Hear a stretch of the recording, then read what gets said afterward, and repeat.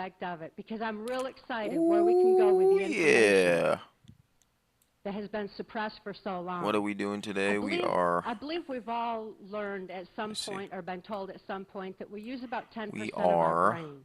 That leaves a whole... Playing some Dawn of War, Dark Crusade.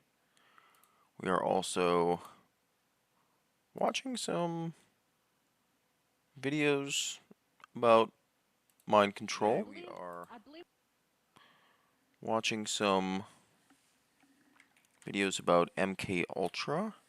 If you like the darker rabbit holes, and you're interested in these things, I guess listen in, and we will. We're just gonna sort of put it on in the background and vibe a little bit, and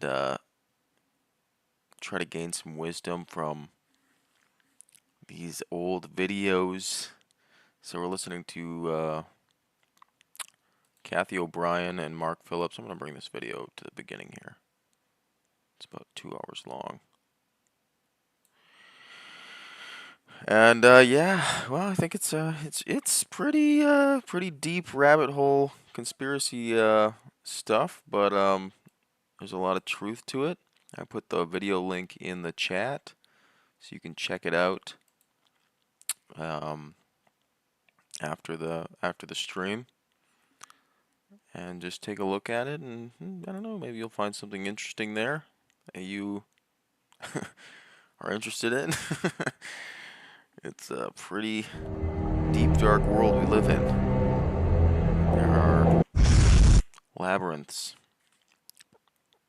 of control and horror that the normal person cannot comprehend. So, let's get the video started again. Put this up here. Yeah, Mark Phillips and Kathy O'Brien, Transformation of America. Let's see, I'm going to take Streamlabs, bring it down here, start the video there. Good morning, ladies and gentlemen. Welcome to Conspiracy Con. You've already heard my announcements, and at this point we are going to introduce our first speakers. Some of you know them, some of you may know of them, of their work, of their experiences. It is an honor for me to get to know them, for me to introduce them to you, to have them here to share their story. Mark Phillips and Kathy O'Brien have been through a lot. Kathy has had some extraordinary experiences in the mind control program, and I will let them elaborate on what that is and what that means.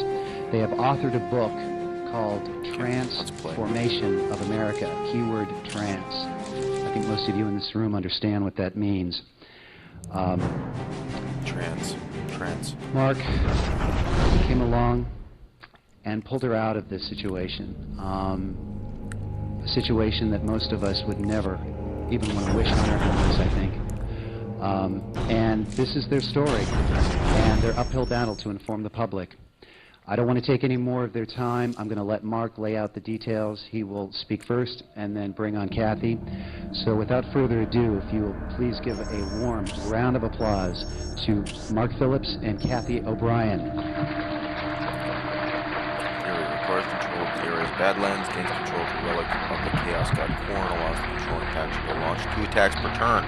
You may attack a second time in... Well, good morning. Would you take over? I can't really see that well because of the lights, but it's a welcome opportunity for Kathy and I to be out here with you all. Quite honestly, this is one of our favorite parts of the world. How many of you in this audience, if you don't mind, know that someone could control externally a mind? Wow. Okay. How many of you in this audience understands the fact that most people in the federal prison system are in there for one charge? Most people. Will crush a successful prosecution of any particular criminal charge, this particular one puts more people in prison than anything else. conspiracy? Conspiracy. Yes, it is a conspiracy that will get you more time in a federal prison than anything else. And more people are serving time in a prison system, in our federal prison system, because of being convicted of being involved in a conspiracy. Hardened veteran, all When you in injury, fact, 2 bases. we that are called conspiratists, in other words, persons who are exposing conspiracy, are related to publicly and through the medias many It was times during the Horus Heresy having that some the sort influence of chaos problem in our Space persona, Marine against or that Space we are Marine. aligned somehow. Cronus witnessed some of If this we are terrible exposing fighting, and the heretics of very those ones ancient times that are left locking behind people them up with terrible themselves. artifacts. In the desolate Ares Badlands stood point one such that I would talisman, like to an ancient drive icon home. of the blood god I'm Khorne. just here to introduce With Candy war O'Brien. sweeping Cronus once more, a demon within the But I icon also would awoke. like to give you all It fed on the souls of those slain in message combat, that and is promised deeply gifts embedded in to whoever everything would that we slake its are and thirst for everything that we blood. say. Even the warriors of the Imperium hope ended up feeding the just fiend based as on they the fought fact across the Badlands to prevent you others people from claiming may this get out and prize. do something. The faithful You people are tried to doing ignore something the right whispers the now demons by slipped being into their at this minds. conference. But This is a every very, death very still important fed conference. its dark We've got appetite. Really old In the friends, end, who whoever are controlled the speaking Ares this conference. Badlands We're seeing a would lot of gain a faces measure of the demon's fury, allowing them to launch attack after attack against their who enemies. we've known from other conferences. This is quite the Let's opportunity do it. to rekindle some of those old Okay, friendships. we've only got 30 minutes. Now, Save. taking you back in time Just a gonna bit, turn down the music a bit. Adolf Hitler assigned his right-hand man, Eichmann, to research the multi-generationally abusing families of Northern Europe. What Adolf Hitler envisioned to be the ultimate weapon was not the atomic bomb, not weapons of mass destruction. Adolf Hitler was Take and expert hold. in psychological warfare. Those V-2 rockets that he absolutely just pounded Great Britain with, he put whistles on them so the people would hear them coming in. And each time they heard a whistle, they knew there was going to be an explosion right afterwards. This was a very important factor to beat down the people who were out, to make them want to give up. Direct us to the enemy. I've often said if Adolf Hitler had had television at his Moving out. things would have been very different. The Nazis would have indeed acquired a very different position in history. Stay When in vigilant, fact, brothers. Adolf Hitler, when he Yes, most beneficent had one. Eichmann and The area Himmler is secure. researching these multi-generational abuse family pods, he was looking at some extraordinary As you ask, He was looking at what the results are Fear denies of faith. the psychological trauma, sexual abuse, as well as some extraordinary physical abuse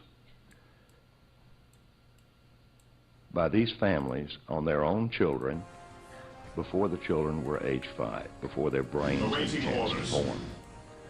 This was Orders received.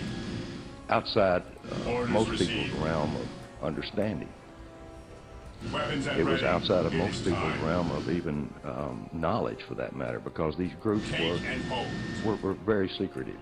They were, some of them labeled themselves as being engaged in witchcraft, others just blatant Satanism, and they were incorporating blood traumas.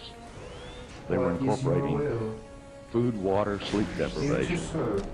But the most horrendous of them all were the parents of these children sexually abusing their own. Yes, Lord.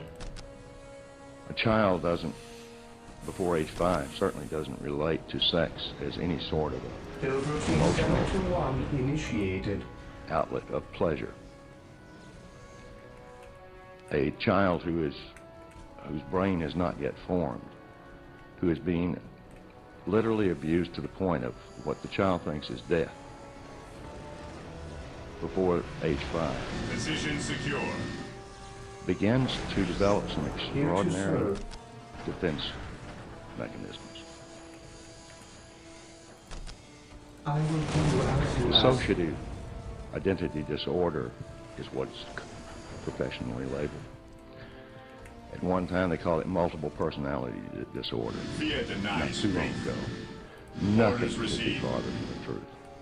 We only have one persona, one personality. That personality can be fragmented, it can be shattered, it can Stay be vigilant, professionally brothers. compartmentalized to where we have all sorts of projections of other personas. But basically, there's only one personality. Stay This vigilant, is what brothers. Adolf Hitler was interested in. Adolf Hitler was indeed the one individual who had the largest pool of human guinea pigs that's ever been Yes, known on this Lord. planet. The work that I he will was do as you ask. I wanting await to your accomplish instructions. for I his, will quote, do New as World you Order, ask. and George Bush and Clinton, everybody else who used the same term. Actually, they all stole it from Nero. Objective achieved. Yes, my lord. They were actually looking for was to understand Cleanse, purge, kill. from a clinical perspective Objective log. how these offspring who were being sexually abused, psychologically abused, and physically abused, of course, were I developing await your instructions. 44 times Building visual team acuity. That's like 721 having eyes in the initiated. back of your head. 44 times I await your improved visual instructions. acuity. I will It doesn't do take a as you rocket ask. scientist, pardon the pun, to understand how this could be applied in special forces. How it could be For the applied Emperor at your command. to soldiers who were Orders received, in brothers. missions that a normal soldier could not possibly walk away from. The enemy approach. These guys did. Taking heavy fire. These Yes, my children lord. had Moving 44 out. times visual acuity improvement. They also had photographic memories. Now, everyone in this audience has got Understood. a photographic memory. Some of us just don't use the camera very often, but nevertheless, we've all got it. I'm Marine one of those squad folks, deployed. Yes, Lord. By the way, Kathy and I don't prepare our With all due presentations. haste. Never use notes, except when somebody wants me to announce something. It's very easy to tell the truth over and over and over and over On again. alert, brothers. The It's enemy very must easy be to answer nearby. questions Taking as long as you command. answer them truthfully. Well, that would have bothered that Marine squad quite a deployed. bit, because he Venerate believed that the the ultimate immortal weapon emperor. would be the control of With the minds me, of the people. brothers. And he didn't want people to be able to tell the truth or to know that they were lying. What he wanted was to be the puppet master for his New World Order politicos that would control the various regions on this planet. I don't see that there's much difference in what Adolf Hitler planned in this New World Order scenario than what's going on right now. Jumping forward in time a bit, when Kathy and I first started out on this whistle-blowing trail, Claim it in the name of the Emperor. we were told not to use the words mind control, call it behavioral modification. That's what I had to call it when I worked for the intelligence community in the 60s and 70s. It wasn't called mind control. Marine squad It deployed. wasn't referred to as mind control. It was referred to as behavioral modification. I didn't hear the words New World Order. But I was told when Kathy and I first started out that we couldn't use that term, that was a conspiracy nonsense. There was no such thing. And then when George Bush stood up on television and said, this is the beginning of a new world order, that was all I needed to hear. And then I heard the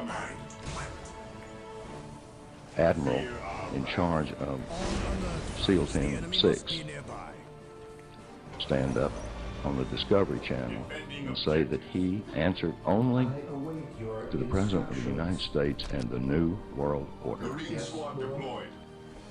That documentary is available. And I would like to be able to afford to at least have that clip and send it to all the people who said there was no such thing as New World Order.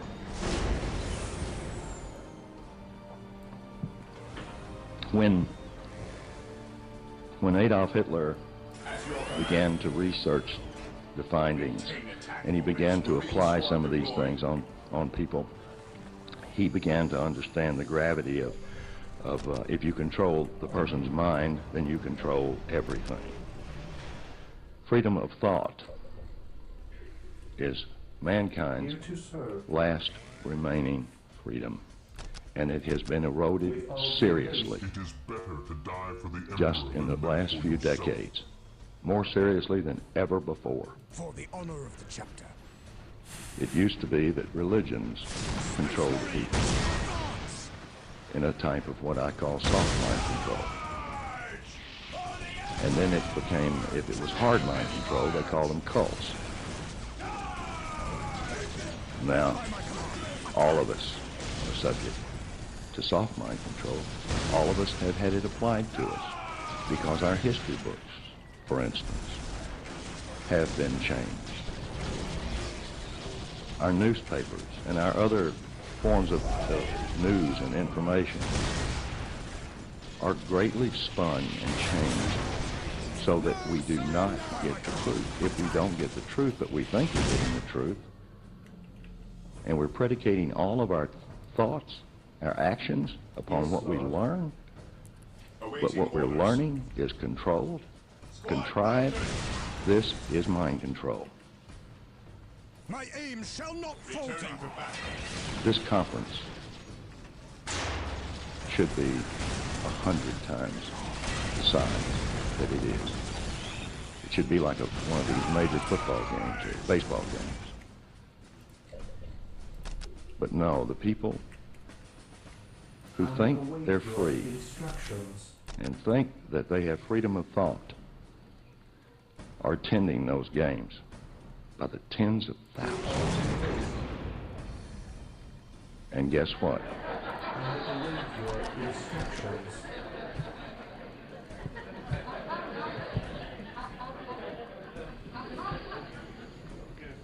You guys are the ones that are actually enjoying the remnants of freedom of thought. And it is you all that are going to take some of this information away from this conference, and you're going to spread it around. Kathy and I have never advertised our book. We've never solicited ourselves. And we have never allowed any group or organization to support us. It has been a dreadful trek through hell. All because I happened to be in a very odd, unique situation at one point in my life. And I became privy to what Adolf Hitler and Heinrich Himmler had worked so diligently on. There was a project that was born the same year as the CIA, the Central Intelligence Agency, which actually was just a changeover from the OSS. That was called Project Paperclip. Project Paperclip was the importation, legally, of Nazi and fascist scientists into this country. And most people would think, oh, they were rocket scientists. There were about 600 or 700 odd propulsion scientists, engineers, like Werner von Braun and his team, that were brought over to the United States on this Project Paperclip that was sanctioned by Congress. Of course, Congress said, okay, you can bring over these people, because if we don't contain these folks, our enemies, like the Soviet Union, by the way, I never saw them as an enemy. I just saw them as people literally in a race, a technology race with us.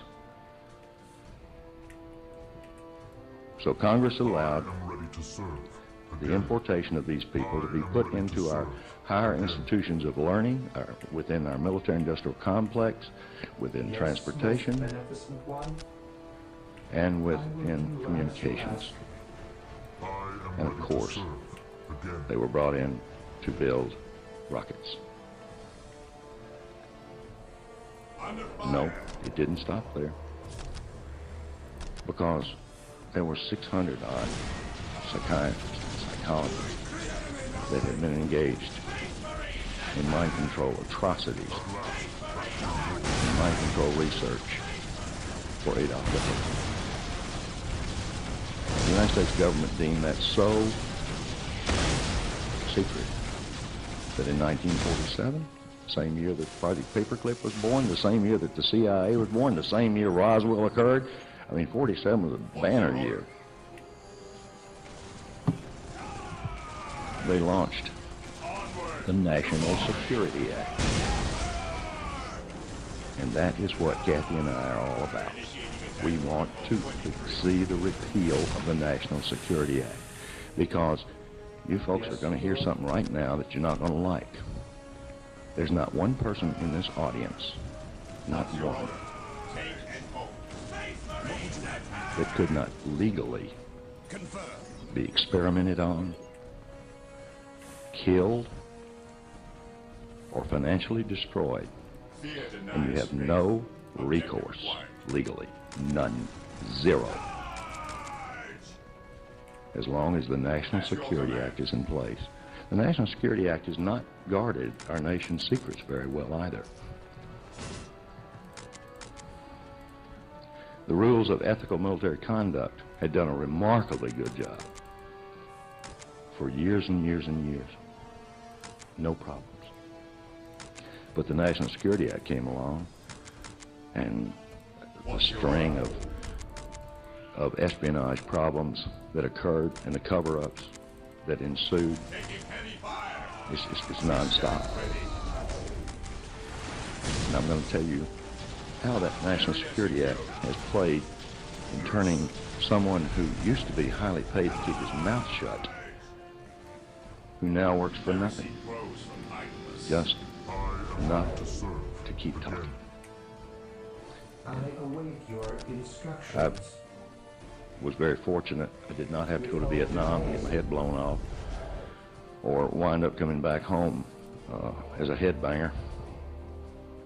I was very fortunate. I didn't want to flee to Canada. I just simply wanted to serve my country in some capacity. So I thought, well, I was relating to some of the old World War II ideas where women were working in the factories, building airplanes and bombs. I thought, well, you know, why can't I build something or do something other than go over there and get my head blown off? Marine squad deployed. Well, I didn't have an appointment to West Point or anything that would keep me in university or college during that period of time. I was going to college, to night college. But I was given the opportunity to go to work for a company based right up the road in Redwood City called the Ampex Corporation. Ampex Corporation invented the instant replay. They had developed videotape, and they were the foremost military-industrial complex provider of the most extreme technologies in recording ever known to man. And I was given a job to keep me from being drafted by the Ampex Corporation as an engineer. Well, obviously, there are a lot of folks in here that know who I am. And by the way, we want to get to know who you are, so you've got the advantage on us. Come by and talk to us later. But those of you who know me know that I have trouble balancing the checkbook. I'm dyslexic. I couldn't be an engineer if my life depended on it. But I nevertheless had that title. What I did in the mid-'60s and late '60s and early '70s was I just was in charge of maintaining, not the physical maintenance. I had an actual, real, honest-to-God engineer with me at all times. But I worked in mental institutions, both state and federal. I worked in the state and federal prison systems. I worked on NASA sites. And was working to just simply guard the integrity of certain file tapes and film. Those file tapes and films were on what it would be called behavioral modification projects. The scientists that I knew, some of them admittedly were former admitted Nazis, but they were just doing what they liked to do.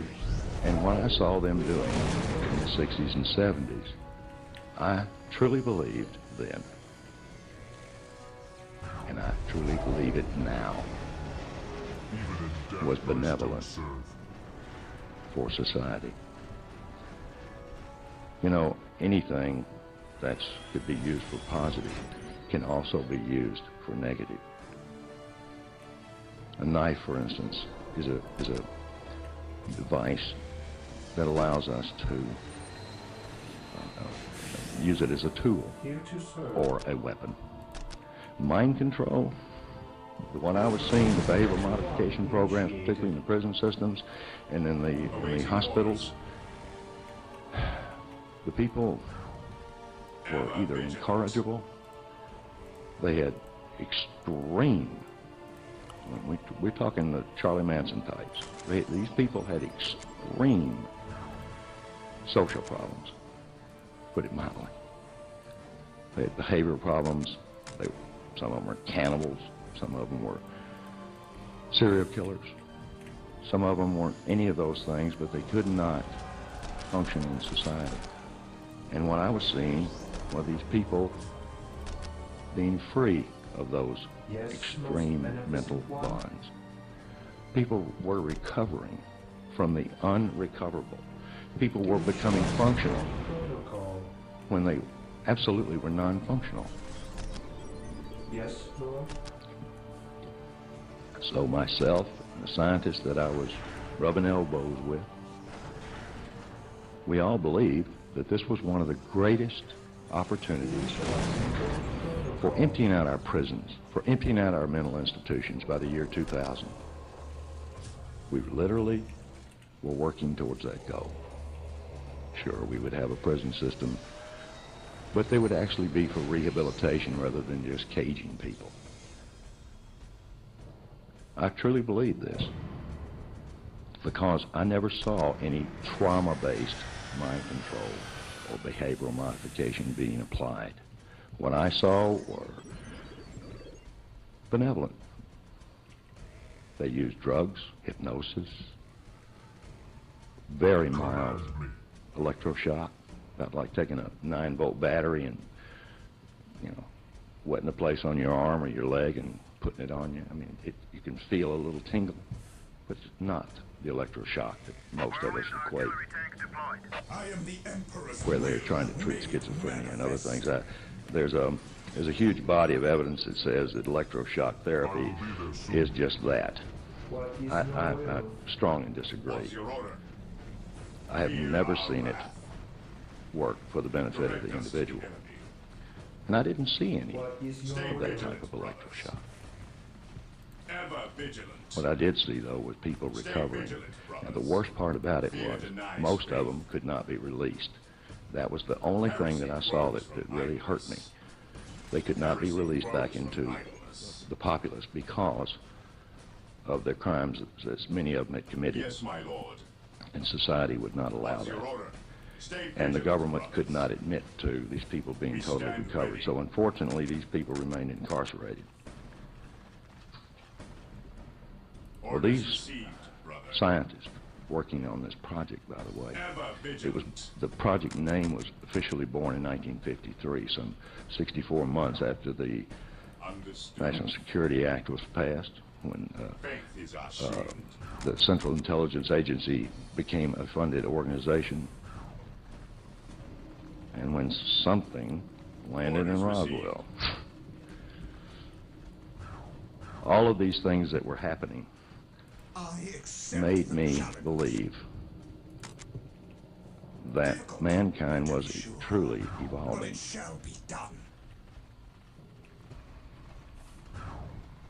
I recently was given what is known as a plum. Praise the Emperor. Someone in Langley was kind enough to send me something that I was scared to even put on my computer. It was a set of 4 discs.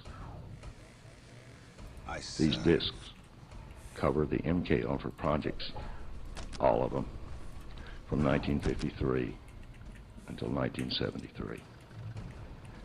These discs contain 1.2 gigabyte of some 23,000 files.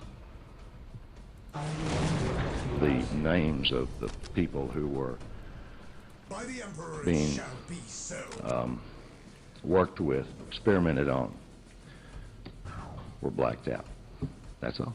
The rest of the project information is there, believe it or not, intact. It's not redacted, for the most part. Moving out. I hadn't even gotten through them, all the files. It would take me a year to read all that stuff. But I did find some extraordinary information in it. And Kathy and I are putting these things available. I only had about a dozen of them I could bring to this conference. A dozen copies. Yes, most beneficent one. But we feel like what Adolf Hitler and Heinrich Himmler were putting together to control the world. If we permit people to actually see for themselves what our government has now declassified and made available, we felt like that maybe, just maybe, that with enough voices, this situation can be reversed. I still believe this. I believe that the good guys outnumber the bad guys Awaiting orders. 5 to 1. We are united, please, sirs. Could be a little bit Follow off. my lead. Could be the other way around. Apothecary ready. Because like I said, this has been a walk through hell, because after I left the Ampex Corporation, I was recruited. I won't take you through my entire employment history, but I worked for Laser Systems and Electronics as their medical sales manager. I was vice president of marketing and sales for Laser. Laser was the first, that was a group of NASA scientists. These guys are paid off with technology when they retire. And one of them was given some laser technology. And he was the first man to bounce a laser off the moon. And, he was also very interested in a device called, that incorporated telemetry. Telemetry is the wireless transmission of whatever. In this case, it was body functions, brain waves, Right, did I lose? heartbeat. Oh, I won. And back in those days, this was in the early 70s, How did I win? they didn't have anything in the hospitals for cardiac patients who were recovering to monitor their heart unless they put them in a bed and you run all these wires to them. Well, psychologically, that was killing more of them than it was actually helping. So this new telemetry device, You have conquered the that airless size of a battlelands small and package gained of the Fury cigarettes, special could ability. fit in the patient's pocket. Fury and the gives you patient could 2 full moves go per all over the turn hospital instead of just because there were 1, antennas buried in the just like ceilings. before. when in fact just a few years earlier, all that technology was classified, Well, this top means we secret. can attack right away. And then when NASA decided that they could help their position publicly, they released it. They don't release any technologies unless it feathers somebody's nest. Flights to anti-aircraft fire, almost attacking almost What any I was province on the seeing in map, the regardless of 70s adjacency, cannot be used to attack strong was points, 25 which years have ahead aircraft cover. Okay. of anything. Now I understand it's gone off the scale. I've had the luxury of meeting some extraordinary people, engineers, working within the military-industrial complex at this time on experimental propulsions. It's not even experimental anymore. I've had the opportunity to discuss in depth some of the things that, the experiments that I was privy to see what happened to them. Where did they go? How were they developed? And they too have been developed for decades. Hardened Because you veteran, see, after leaving Ampex and working my tenure with laser systems and electronics, who, by the way, pioneered For much brain of the Dark implants. Crusade, great fleets plied That's the a orbital really lanes touchy above the subject battlefields for me. of Cronus, Most people using their whine firepower about, to they've got a ground brain long-range implant. flights. Mind Guardsmen and control. heretic Well, first alike of all, they wouldn't know had it. to fight Second meter of by all, bloody meter they don't need to do with that. great battle fleets I wish they did. exchanging fire I wish across the that skies. was all they. I wish they Trench really needed to do warfare a surgical seemed an procedure to immutable perform these fact things of in you, life for commanders or on at the least ground. inject it or something. All this But they changed don't with the need Battle of implants. They Pavonis. haven't needed implants This since spaceport 1983. featured an ancient Adeptus Mechanicus scary tracking stuff. system When you merged with consider the the alien ramifications of what technologies is of the now Tau possible Aircast.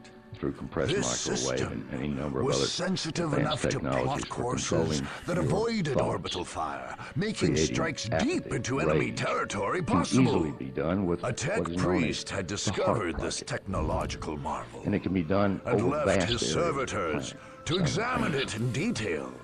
This is Whichever old force Tesla was able technology to that most of you recover folks in here, I'm these sure, are aware bionic of. servants would But I'm gain also, control of the hoping that station you're aware and that be the able to heart launch strikes operations were shut down across Cronus. for a period of time All right. during the Clinton administration. And it Save. restarted in August of last year. And they're building these things all over the planet. Find and recover 6 servitors. Okay. This is a form of the type of mind control that Hitler hadn't even thought about. This is the worst. Because there is no shielding. You can't be a privileged person and avoid it. In the mid-70s, Awaiting orders. I was approached after I left laser systems and electronics Orders received. by a fellow friend of mine who'd kind of been hanging around me for all my career. He always seemed to direct me in the right places, and I always seemed to wind up with incredible professional Direct us to the enemy. job opportunities. And I told him that I could not ever work in a medical field because I don't like blood product, and I sure don't like to see brains. And I couldn't stand it. I mean, I literally passed out in an operating room one time watching a simple brain surgery. Trephining this boy's head, he had pressure on his brain. When they got that little drill in his head, the thing just blew out and splattered me. Yes, Lord. That did it. I hit the floor. And I didn't eat for several days. One of the tech priest's servitors. Thank God I wasn't fond of organ meat, or I'd never been able to touch it again. Well done, brothers. But I did Safely tell recovered this friend of servitor. mine, I told him, We I will said, need more I to bring the don't care spaceport what it back is, online. I just don't want to deal with the medical profession. And I've got all these job offers from Johnson & Johnson, Codman and Shirtland, and the list goes on. Yes. I said, I can't handle it. I said, I don't care about the money, I just can't handle it. He said, well, what about transportation? Okay. So he said, well, I'll send you to a place called Smyrna, Tennessee. I said, that's the only thing there is an old military base. He said, well, that old military base is owned and operated now by the city of Smyrna. Population then about 1,200 people. He said, but the interesting thing is, he said, the world's largest supplemental airline is based there. And you know some of the people involved with that airline. I said, oh, sure, that's Capital. Fear not the sight. Capital International Airways. Born in 1947. Hey, what a coincidence. And oddly enough, they were born in Virginia. Oh boy.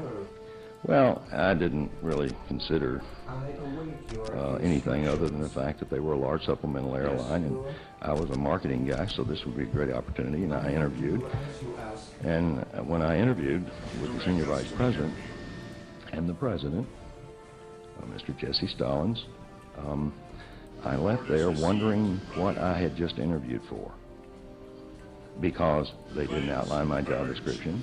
They only were interested in how much money I wanted. That's it. And they wouldn't tell me what my job was going to be. And I didn't even know what I was interviewing for. They told me to show up for work Monday morning, I did. They didn't even have an office for me. And so I politely asked Al Pittman Take heed, what I'd be doing. The enemy is gathering servitors as well. He said, you're going to be in charge of advertising. Oh, okay. That's a lot of money to pay an advertising manager. That's okay. He said, no, you're director now, and we're going to promote you to vice president. Of course, that's kind of like a bank. Everybody's a vice president. In the airline business, if you're in upper management, everybody's a vice president. There's no great distinction. So I said, well, that's great. He said, well, I'll introduce you to your employees. Well, I worked for Capital. And then one day, federal marshals descended upon the building in 1976. I was going to Washington to a big gala affair for the travel and tourism. Donna Tuttle, who was under secretary under Jimmy Carter, had invited me up, and I was being honored for my contributions to U.S. travel and tourism. I thought it was kind of nice until the U.S. Marshals came in, and they briefly asked me, by holding up a paperclip, what did I know about this? Well, I'm not real slow, but I told them, I said, I use them every day. I said, I got big ones, little ones, and I said, we've also got plastic ones.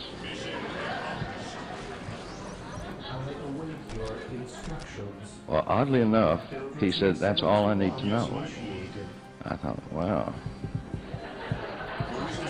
I had some friends of mine that were U.S. Marshals, and that was back in the days when all they did was transport prisoners. And I used to play poker with them when I lived in Atlanta working for Ampex.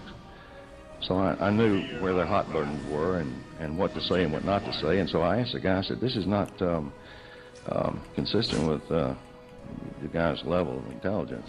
Why aren't you asking me about paperclips, man? Marine squad deployed. Why don't you ask me about the real meat and potatoes, like my fountain pen? I said, what is this all about? He said, you're all need to know, and that's all you need to know. He said, you obviously don't know anything. I said, you got that. He said, we're going to put you in charge of the integrity of all the files in this building. We will need more to bring the spaceport back online. I said, and why? What's going on? He said, there is a federal charge that's being levied against Capital International Airways and its executive officers that will have to be addressed in Congress because it's a matter of national security. Well, putting me in charge of the integrity of those files was very much like putting handcuffs on me and putting a big block of cheese and putting me in that, in a little box with that big block of cheese, and I'm handcuffed, and you turn 15 rats loose, and I'm supposed to guard that cheese? I knew I was going to go to prison, and probably for the rest of my natural life that I'd been set up. Well, I went in and I expressed my opinion to my boss. He said, "You don't have anything to worry about." I said, "Oh, yes, I do, because I happen to know that somebody just broke into one of the files, and they said that I'm going to prison. Whether I tell them or not, I'm still going to go to prison." He said, "You're not going to say anything." And he said, "We hired you because you know how to keep your mouth shut." So I thought, I kind of insulted. I said, "You hired me because of my abilities." He said, "That too, but you can keep a secret." I said, "Okay, I'll tell you what I'm going to do. I'm going to leave this country. Can you keep a secret? Because I'm going to tell you where I'm going. And I'm going to steal one of your airplanes to go there." He told me, he said, "Now wait a minute. Don't even start that kind of dialogue," or something to that effect. And berated me, and he said, "You wait out there." Where it was the boardroom actually attached to his office. I'm sitting there, and my boss, Jesse Stallings, picks up the phone and calls a fellow by the name of Richard Nixon. Oh boy. I mean, this is really getting serious now. Really, really, really getting serious. I thought, well, like as I know it is over, and I don't even know why. I left that office, and he called me back up, and he said, "There's a U.S. Marshal coming out here to take the seals off all the files. It's over. Forget about it." I thought, Jesus, all I got to do is get out of this company. I got to get away from it. And I had people telling me all the time I work for the CIA. I said, "Of course I work for the CIA, you moron. Capital International Airways." I said, I don't work intelligence anymore, because I started out with Defense Intelligence Agency, DIA. I said, I don't do that anymore. I work for Capital. He said, "Well, okay, whatever you say, but you still work for the CIA." I said, "How do you know?" He said, "Because I work for the CIA." I said, "Well, I heard that many, many times, and I never believed it." Moving forward in time a bit, I had the opportunity to go into business for myself when I found out for a fact that I was working for the intelligence community, and nobody leaves the intelligence community. It's like the mob. You don't just say goodbye. You don't just say, "I'm going to go and do something else." You have to go to work for yourself, and you've got to make sure your customer base, whatever business or services you're providing, doesn't get put in one little corner with one large customer.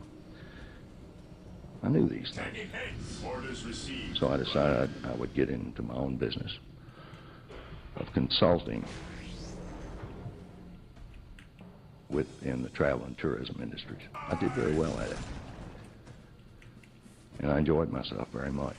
Until one day in 1986, I was contacted when I was living in Nashville, Tennessee, by an old friend of mine I had severed communications with years previous, because he and I had gone our separate ways. I thought he was a redneck. He owned a plumbing company, and I just never really wanted to spend any time talking to him or being with him, because he and I couldn't communicate anymore. We'd outgrown each other. He contacted me and he said, "Mark," he said, "I've been reading about you in the newspaper for years. Nashville, Banner, Tennessee." And he said, "I guess your daddy got you." I said, "Oh, no. My father worked for the newspaper." I said, "No, actually, he was rather surprised that I got honored by anybody or anything." He said, "Well," he said, "you're doing a lot of international business. I've got an opportunity for you." So he introduced me to a guy who was supposed to be a country music entertainer, MC, stage hypnotist, really sleazy dude by the name of Alex Houston. Ventriloquist. God, wouldn't he be a dummy on his lap? Alex Houston was indeed one of the sleaziest people I've ever had the misfortune of knowing, because I was taught neurolinguistics, the language of the unconscious, language of the subconscious. And I also was taught handwriting analysis, graphology. Had all the tools of being able to determine whether or not someone was being honest with me, whether they were a threat to me, or whether I could do business with them. And Alex Houston was somebody I could do business with, but I had to maintain control. He had a great idea, which took me and him to Hong Kong, and we started a joint venture company with the People's Republic of China. We were building these giant capacitor banks for energy savings so that the Chinese mines wouldn't have to shut down. It was at this juncture that I began to learn that I truly enjoyed what I had been doing, and that was negotiating international business deals. In 3 weeks, we put together $31 million worth of business with the Chinese. And I was, and with Alex Houston, 51% owners of a company called Uniphase Corporation. I didn't want to socialize with Alex Houston. I hadn't met his wife or his daughter. And then when I went back to China for the final deals, and we were building a huge plant over there, 65,000 square foot plant to manufacture these capacitors, I was approached by a Chinese intelligence officer. Oh, I failed to mention that my partner in Hong Kong was a fellow by the name of William Yoon. He was an arms dealer, major for the Chinese, and he owned a ship line. He distributed silkworm missiles all over the world. He was a nice guy, despite his work, and I trusted him. So when I was approached by a Chinese intelligence officer, this was in 1987, and this guy told me that he needed to speak with me because there was a serious problem. I thought that serious problem was I was fixing to be thrown out of that company, because now that they had literally all my knowledge and everything that they wanted, then they no longer had any need for me. But that was not to be the case. This Chinese intelligence officer began unfolding some things that I had never seen before. See, I was raised in an upper middle class family. Some call it wealthy. I wasn't familiar with incest. I wasn't familiar with horrific tortures and child abuse to that nature. My father was very abusive, but nothing compared to what I would later learn.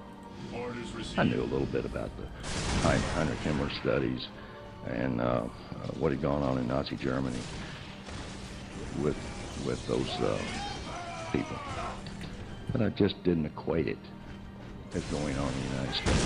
This Chinese intelligence officer began showing me my classified files, still classified. Yes, my lord. Now this really scared me, because you got to remember, you can take the boy out of the CIA, but you can't take the CIA out of the boy. And I was going to run straight home and tell, which I did. But let me tell you the rest of it. He also began impressing me with some of the most horrible stuff I had ever seen in my life. He explained to me that Alex Houston, my business partner, had to be removed from the company because he was involved in child pornography. Like slavery. He just said slavery. And by the way, child pornography is punishable by death in China, first offense. A lot of things are, but they particularly don't like that one. He was also engaged working for the Central Intelligence Agency. Follow my lead. This fellow had indeed shown me some of the most horrific stuff I can imagine. He showed me a picture of Alex Houston having sex with a small child. That child turned out to be Haitian. He explained to me that I had to get rid of Alex Houston. I said, fine, I would. So I did. Went back to the States, and I told the Chinese if they were sincere, they'd give me the money to buy him out. They did. Orders received. Cleanse. And I bought him out. And I went to see some friends of mine. Cleanse. Because this white slavery thing had other words like mind control attached to it. And he also told me, Weapons at ready. this Chinese intelligence officer, that Alex Houston was engaged in money laundering Orders received. and illicit drugs, and it went all the way to the White House. Bring it to our stronghold. Cleanse. Taking damage. Kill. I went back and began quizzing some old friends in the intelligence community who were still active, and they validated it for me. Well, by this time, I'd met Kathy and her daughter. I mean, we're talking a major airhead. Major. And by the way, no one escapes mind control. That's called abuse. Lots of people escape abuse. Mind control is just that. It's mind control. You don't know that you're being controlled. Of course, Kathy didn't even know her own name. She didn't know how old she was. She didn't know where she'd been in her travels.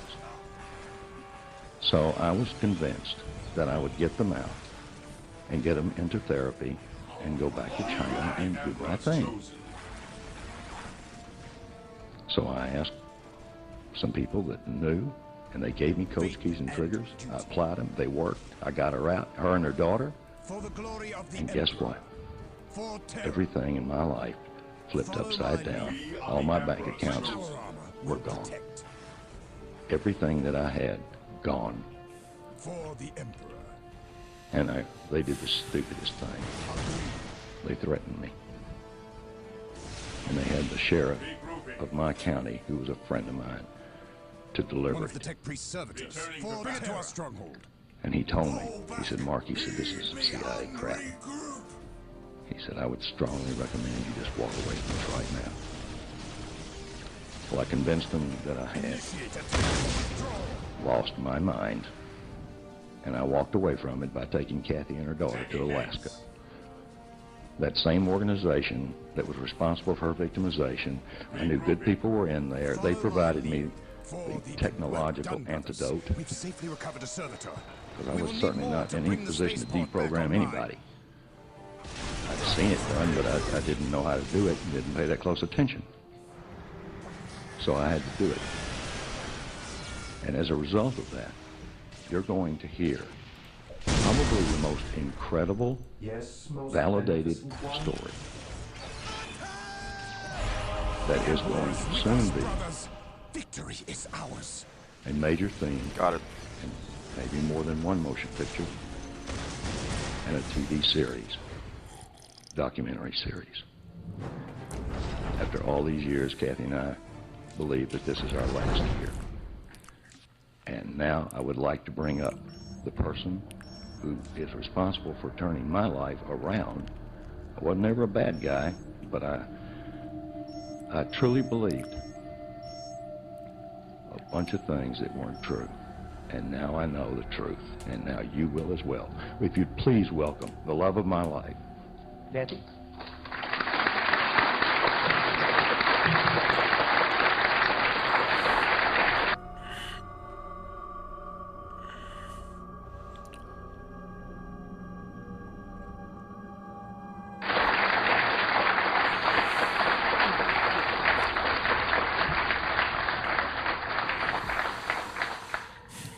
I'd like to thank every one of you for coming out here today.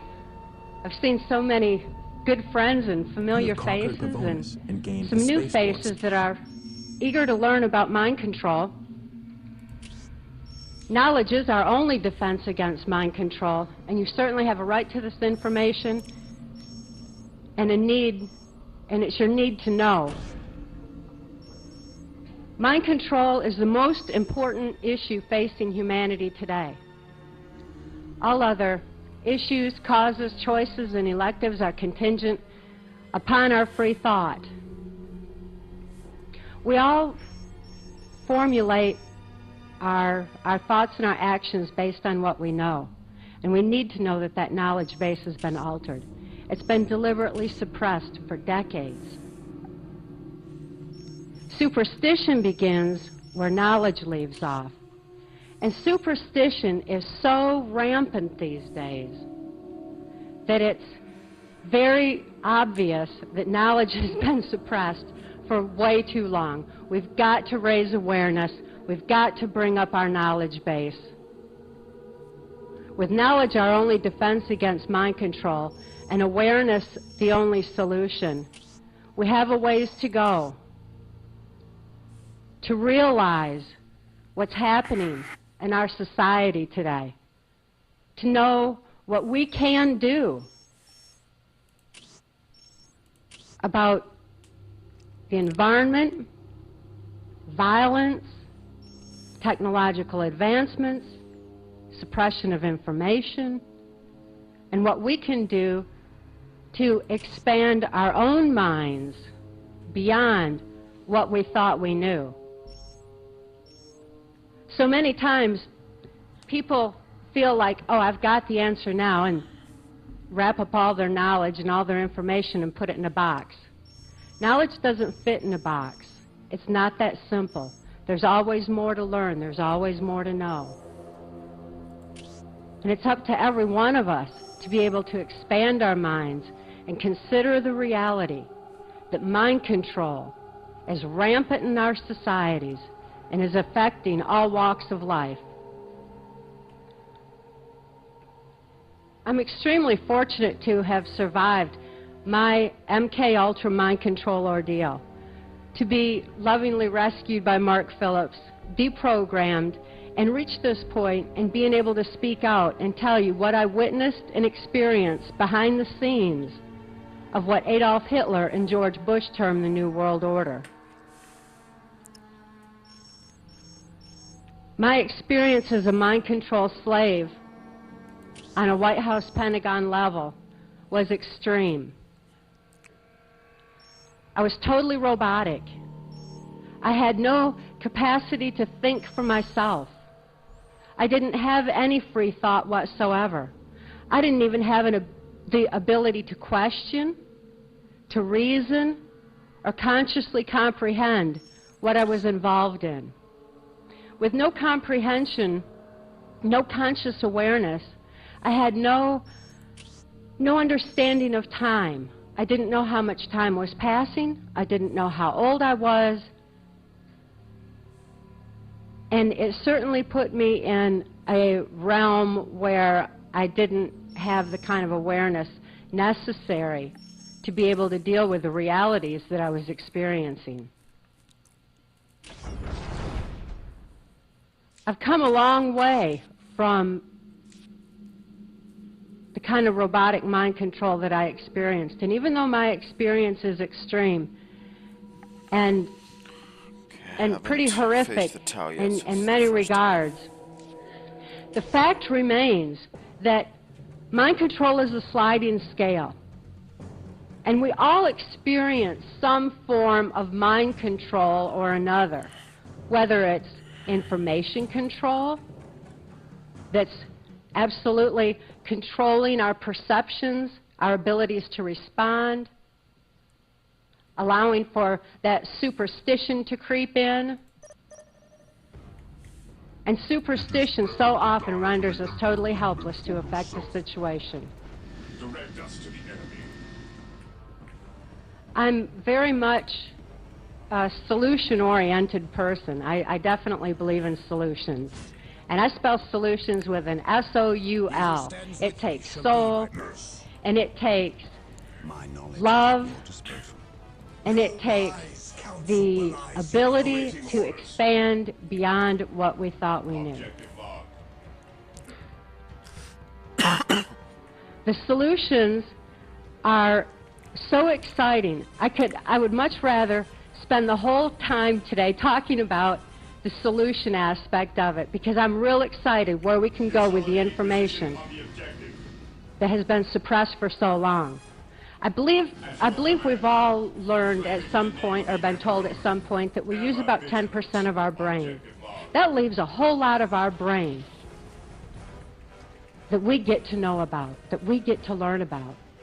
The criminals in control of our government, in control of our information and our technology, have been suppressing the information on mind-brain function in order to control all of us by what we don't know. Secret knowledge equals power. And they're using that power to control each and every one of us, to put us in a position to have to rely on superstition. And when we rely on superstition, so often that puts us in a fearful position, and people get very fearful these days, when in fact we're right at a turning point, right on the verge of the most exciting and wonderful possibilities that humanity could ever face. I feel so fortunate to have come from the extreme mind control, to have seen what the criminals have been doing for decades and for generations behind the scenes of the political global effort, to see people beginning to wake up, to see the New World Order effort beginning to crumble to the point where these criminals are scrambling and working as fast as they can to make the difference while they can. They know that they're out of time. And now it's up to all of us to be able to grasp the information and spread the word, wake up our brothers and sisters, because this is our time and change is occurring. When we expand our thought, it's like we're opening our minds to a new dimension of thought. To be able to realize that we have within our own brains the capacity for self-healing, for discernment of truth. When we can discern truth, it's going to alleviate a whole lot of the problems that people are having dealing with fear and superstition and panic and everything else these days. When we can discern the truth, it will indeed make all of us free. We do have that capacity. We have a capacity to be able to stop the violence in the school systems, to stop the erosion of the planet that's happening right now. I'm deeply concerned about the ecological issues that are coming to light. We have the capacity to make differences for our planet and for our own selves, and to advance our own spiritual, emotional, mental, and physical evolution. This is a wonderful, wonderful time to be alive. But before we can implement solutions, the problem must be identified first, and it must be clearly identified. And that's what I'm going to be talking about today, is what I saw, what I experienced behind the scenes of the New World Order effort, what is actually happening through the manipulation of the minds of the masses, the fact that so many people are under total robotic mind control in so many walks of life, from the intelligence community, politics, special forces, military. It's even in sports and entertainment. Mind control is very far-reaching, and the one that disturbs me personally the most, where my own passion is in the school systems, where our children's minds are being manipulated. Adolf Hitler said that if there were any free thinkers left in Nazi Germany, he was not concerned because he had the minds of the children through the education system. I heard that quote when I worked under Education Secretary Bill Bennett during the Reagan administration, and it was a plan that was put into place and being used in the school system. It's one that's based on the same kind of concept that the military was conditioned with. It was determined that only 15% of the people could point and shoot at their enemy in a combat situation. 15% was not considered a sufficient number for the warfare that was being waged. So the military wanted to up that number, and the way they found to do it was to manipulate the minds of the soldiers to where they had to bypass that critical analysis, where there couldn't be that moment of thought that this is another human being, and what am I fighting for? You know, to bypass any other kind of questions and critical thought that could come into play. So the military was programmed to bypass the critical analysis so that they could just point and shoot, point and shoot, point and shoot without thought, as though it's some kind of a video game. Notice the term video game. It certainly has a strong impact on our society as well, because that same technology, that same erosion of critical analysis has been put into our video games. And it's also been put into the school systems. The children have lost their ability to critically analyze. They've got information being pumped into their brains at a very, very rapid rate. They're smart kids, but they don't have the capacity and the ability to utilize the information in a creative and effective way. These kids, since they have lost their ability for critical analysis, are doing the same thing that military personnel do when they're turned out onto our streets without being deprogrammed. And we're having extreme violence in our school system. We've got to understand what mind control is, how it works, and what we can do about it. For this reason, I'd like to talk briefly about what my experience is in MK Ultra mind control and how it came to be. Because even though my experience is extreme, it certainly gives a clear picture of what mind control is, so that you begin to see how it's being used against all of us in some form or another. When I was a really young child growing up in Muskegon, Michigan, this would be the early 60s. I was born in 1957. My father had been sexually abusing me as far back as I can remember. And he often bragged of substituting his penis for my mother's nipple while I was an infant.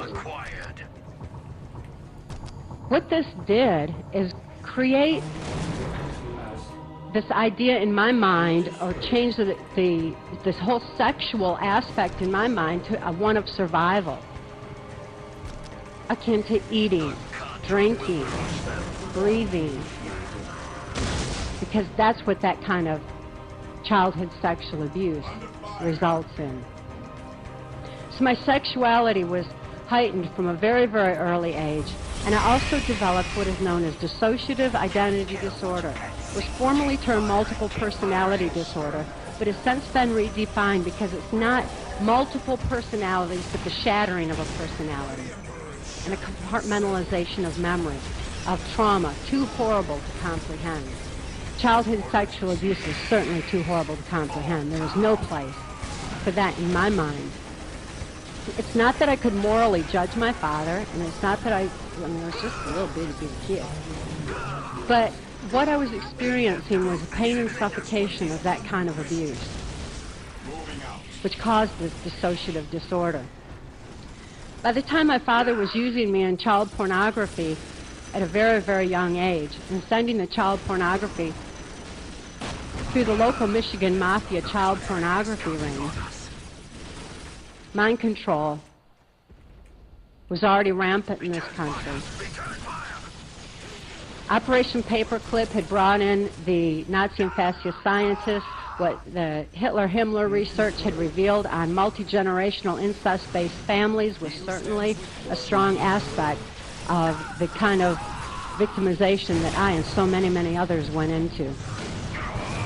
Because it had been determined that anybody that experiences horrible abuse will develop this dissociative disorder, which ultimately renders them helpless to affect the situation, change the situation, and makes a person very compliant. When my father sexually abused me, I didn't think about it. I didn't think about it at dinner, for example. I didn't think about it when I went off to kindergarten. I wasn't thinking about what my father was doing. As a matter of fact, I thought the whole world was that way. I thought it was some kind of a normal thing. Because it was happening all around me, I didn't know any different. So my brain actually compartmentalized the memory of that abuse, so the rest of my mind could function normally and I could go out in society as a normal child. This is called the mind-sane defense to trauma too horrible to comprehend, and it's also why so many people are coming forth with repressed memories, usually around the age of 30, when the electrochemical changes in the body start bringing about changes in the neuron pathway firing to the brain and begin to open up the compartmentalized memory of the abuse that people experience. I never thought to think about the sexual abuse of my father until he came in to sexually abuse me again. As soon as his pants would unzip, that part of my brain that knew how to deal with his abuse would actually open back up. The neuron pathways open up. So the part of me that knew how to deal with it would deal with it again as needed, however many times, however often, in whatever way. Then that part of my brain would shut back down so the rest of my mind could function normally. This is a part of our brain that we have a right to know about and a need to know about, that our brains can do something so phenomenal as actually shut down around memory of such horrible abuse.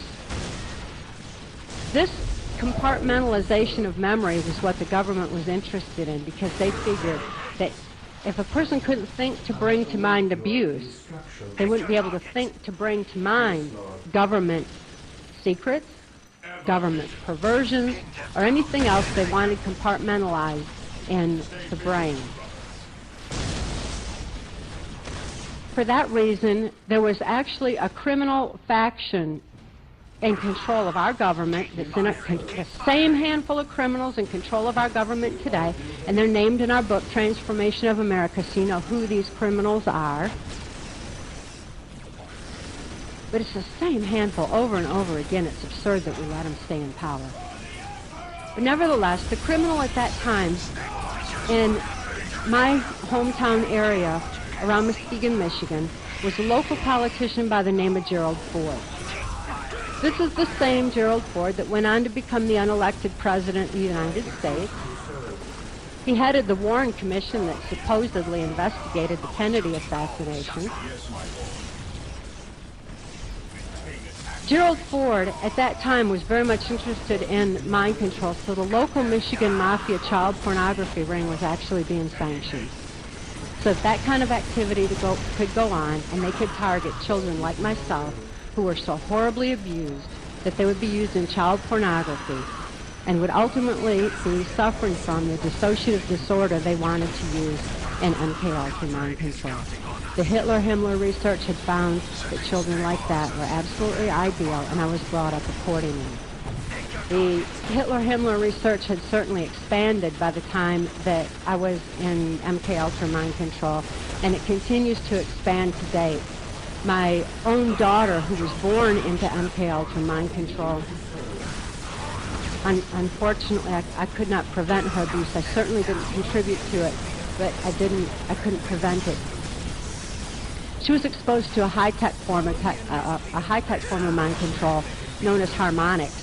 And harmonics are very much affecting all of us, and is an aspect of mind control that we need to consider and realize is reaching into our brains through music, and we certainly need to be looking at heart. Music has such a powerful impact on the brain because of the harmonics that carry the words into our brain, that oftentimes we'll reflect on. We'll hear a song and we'll reflect on, oh, I remember where I was at that time, and I fell in love at that time. And we have so many associations that go along with music because of the strong impact it has on our memories, because of the harmonic aspect. And that's just a small little tiny piece of the harmonic technology that they are using in MK-Ultra mind control, and that my daughter was exposed to. My victimization was strictly trauma-based, though. And when my father was caught sending this pornography through the mails, Gerald Ford approached him and told him that he could receive immunity from prosecution if he would sell me into the project. My father eagerly agreed. He was so happy about the whole idea and believed the government actually condoned child abuse that he went on to have 5 more children to raise in the project, so there were 7 of us in all. And he was never prosecuted. He remains free to date for reasons of national security. I think this begins to show clearly what has happened to our justice system. When we see gross and blatant violations of laws and rights occur in the court systems, particularly where children are concerned.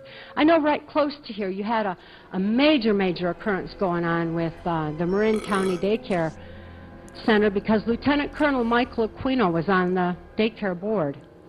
The founder of the occult temple of Set that's proliferating on our military bases. Head of the Psychological Warfare Division of the Defense Intelligence Agency, one of my primary mind control programmers, and someone who doesn't religiously believe in what he's doing, but certainly understands that trauma, like sexual abuse of children, which he's, the Presidio daycare scandal certainly named him in, and occult trauma are certainly too horrible to comprehend. There's no place for it in a child's brain, in anyone's mind for that matter. Good people don't think to look for that kind of criminal activity even because it's so horrific. Well, when my father agreed to sell me into MK Ultra mind control, he agreed to follow the instructions of the criminals that were going to raise me according to MK Ultra specifications. And he began subjecting me to occult trauma. He took me to Mackinac Island, Michigan, which is where the Michigan Governor's Mansion is located. And when I was a little kid, George Romney was governor at the time, and he was very much interested in mind control of the masses, not only through the education system, which ranked #1 in Michigan during the years that I was growing up, but also he was interested in taking what the Catholics had learned about the effects of trauma on the human mind into the Mormon Church. Now, I'm mentioning different aspects of religions, and I'm certainly not saying that all Catholics are bad or Mormons are bad any more than I'm saying that all politicians and all CIA are bad. There's good and bad in everything. And when we learn to open our eyes to reality and learn what the components are, we learn to start watching their actions rather than listening to their words. It's a lot easier to discern and to make free choices for ourselves rather than blindly following the paths that we're led down. But nevertheless, Romney was interested in the effects of trauma on the human mind and bringing it into the school systems. So I was often taken to Mackinac Island, Michigan, and it was there that I met who would become my owner in MK Ultra Mind Control. About the age of 13, I met U.S. Senator Robert C. Byrd. Senator Byrd has been in office longer than I've been alive. That's kind of absurd in itself. I mean, that's a long time for somebody to be in such a powerful and influential position as Senator Byrd has been in control of our country's purse strings, deciding where money is going to be spent, where, how, why, and for ultimately what purpose. And his purpose certainly isn't for the betterment of this country or any of us. It's toward what Adolf Hitler and George Bush termed the New World Order, a robotic enslavement of society that is well on its way to that goal. Senator Byrd's position has been extremely influential for far too long. And anytime he even makes a little slip of the tongue like he recently did on TV, making racial slurs and slams against humanity in this country, is usually just covered up and swept aside, and we're quickly diverted to something else over here, over there, something else in the media, because these guys are real good at pointing the other way and sending us in another direction. It's just like with music when they say, people protest lyrics. Oh, it's so evil and it's so... Well, it's horrible that they're talking about the kind of violence and the kind of shallow horrors that they are in music that absolutely should not be. But the problem is not in free speech, which is always stops any of us from making any progress and cleaning up the music situation. It's in the harmonics. The harmonics are what drives this information into our brains on such a strong level. My music was controlled under MK Ultra mind control. I was told what I could listen to. I was told what I could watch on TV. And the shows that I watched were ones that had subliminals in the background, high-tech themes that could be used and were used throughout my MK Ultra victimization, such as Disney themes predominantly and The Wizard of Oz. Those were some of the main ones. But by controlling my environment, they were controlling my information. They were controlling my perceptions. And their controls were closing in tighter and tighter and tighter on my mind, to the point where I lost my capacity to hope that there were good people in this world, that there was some place in the world where people didn't hurt each other, where I lost my ability to even think for myself, to reason or comprehend what was happening.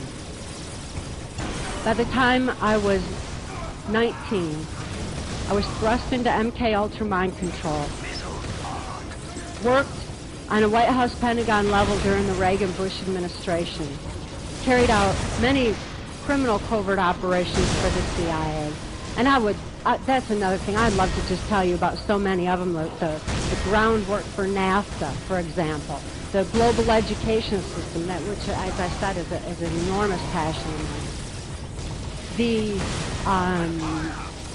There's so many aspects that need to be addressed, but I would encourage you, please look at Transformation of America for that information, because Transformation of America was originally written for U.S. congressional intelligence oversight, which means that the facts in there have to be validatable, backed up, and the documentation, the proofs on it are so strong that it's an important bit of information that's not the easiest to read because of the way it was written, but nevertheless, it certainly outlines the covert operations, the fact that the CIA was involved in the so-called war on drugs, which was no more than the CIA eliminating their competition worldwide. Well, they turned our streets into a bloodbath. Power insane. Power. Since we're here in California, I've got to make mention of one little aspect of the so-called war on drugs that disturbs me very, very, very, very deeply.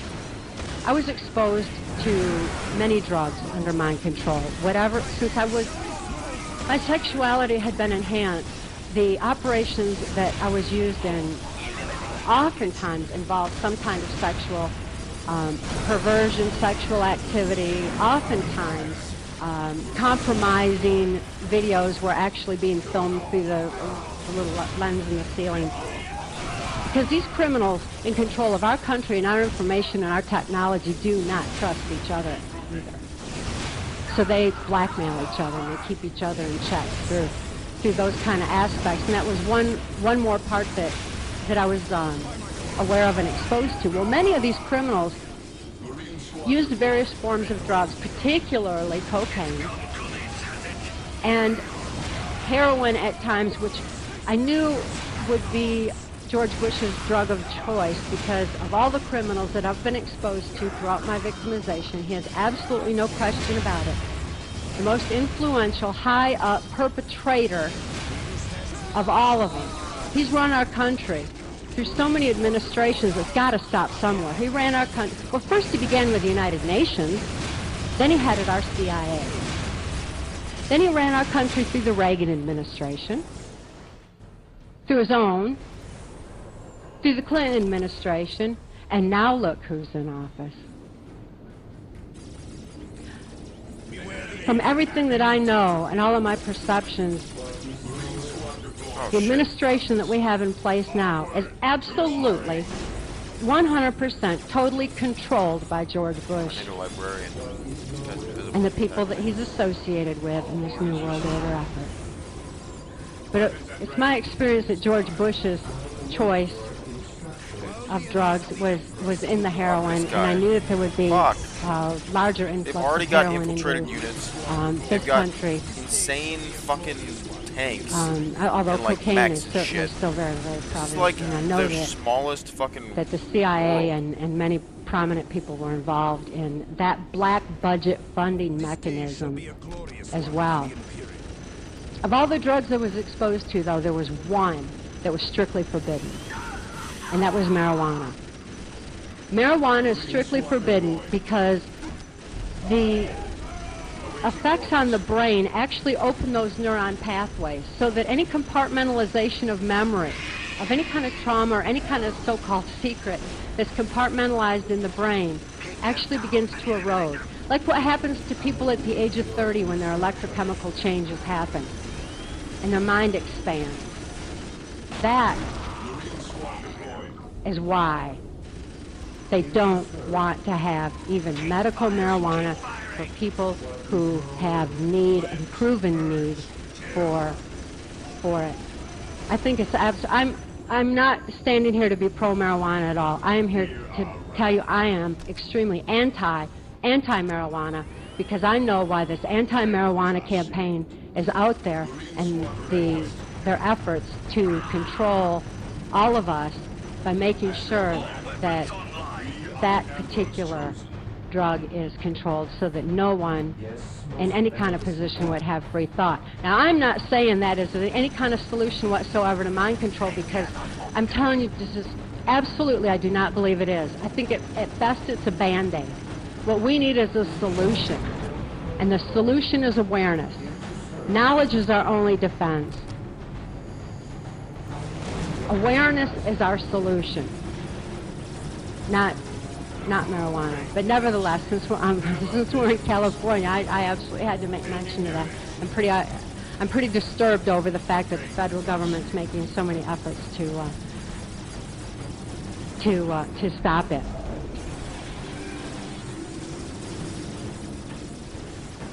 My daughter Kelly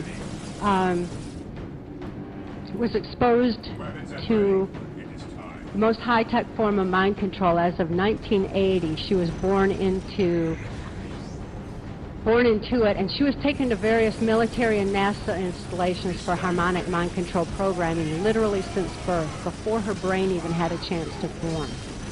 And in essence, the key that locked the doors to her mind needs to be used to unlock it. But the government will not release the technological antidote to a problem they refuse to admit exists, and that's mind control. What Kelly experienced was horrific, and today she's having a very, very difficult time with this ongoing administration. She had hope. She's 21 years old now, and did have the capacity to at least hope that people would wake up in time to make a difference for her and so many other children who are out there in need of help. It's just not happening fast enough.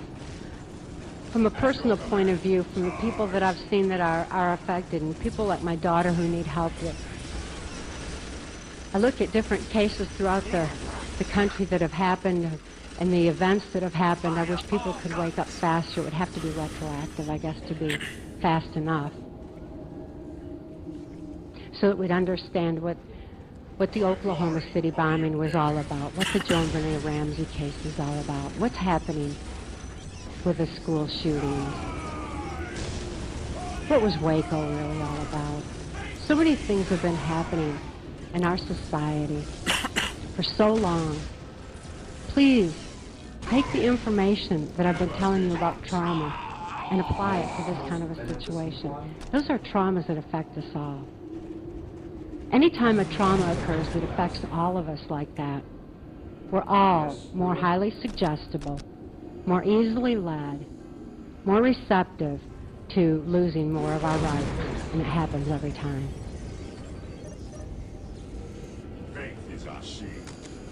In 1988, Mark rescued my daughter Kelly and I. And I'm extremely fortunate that he did. I was 30 years old. I was there. I was just right at that age where mind control slaves like myself are eliminated, and my death was imminent because of the electrochemical changes that happen that allow for an opening of neuron pathways in the brain. I was in deep trouble. My daughter's fate would have been worse than death if Mark hadn't come in and rescued Kelly and I in 1988.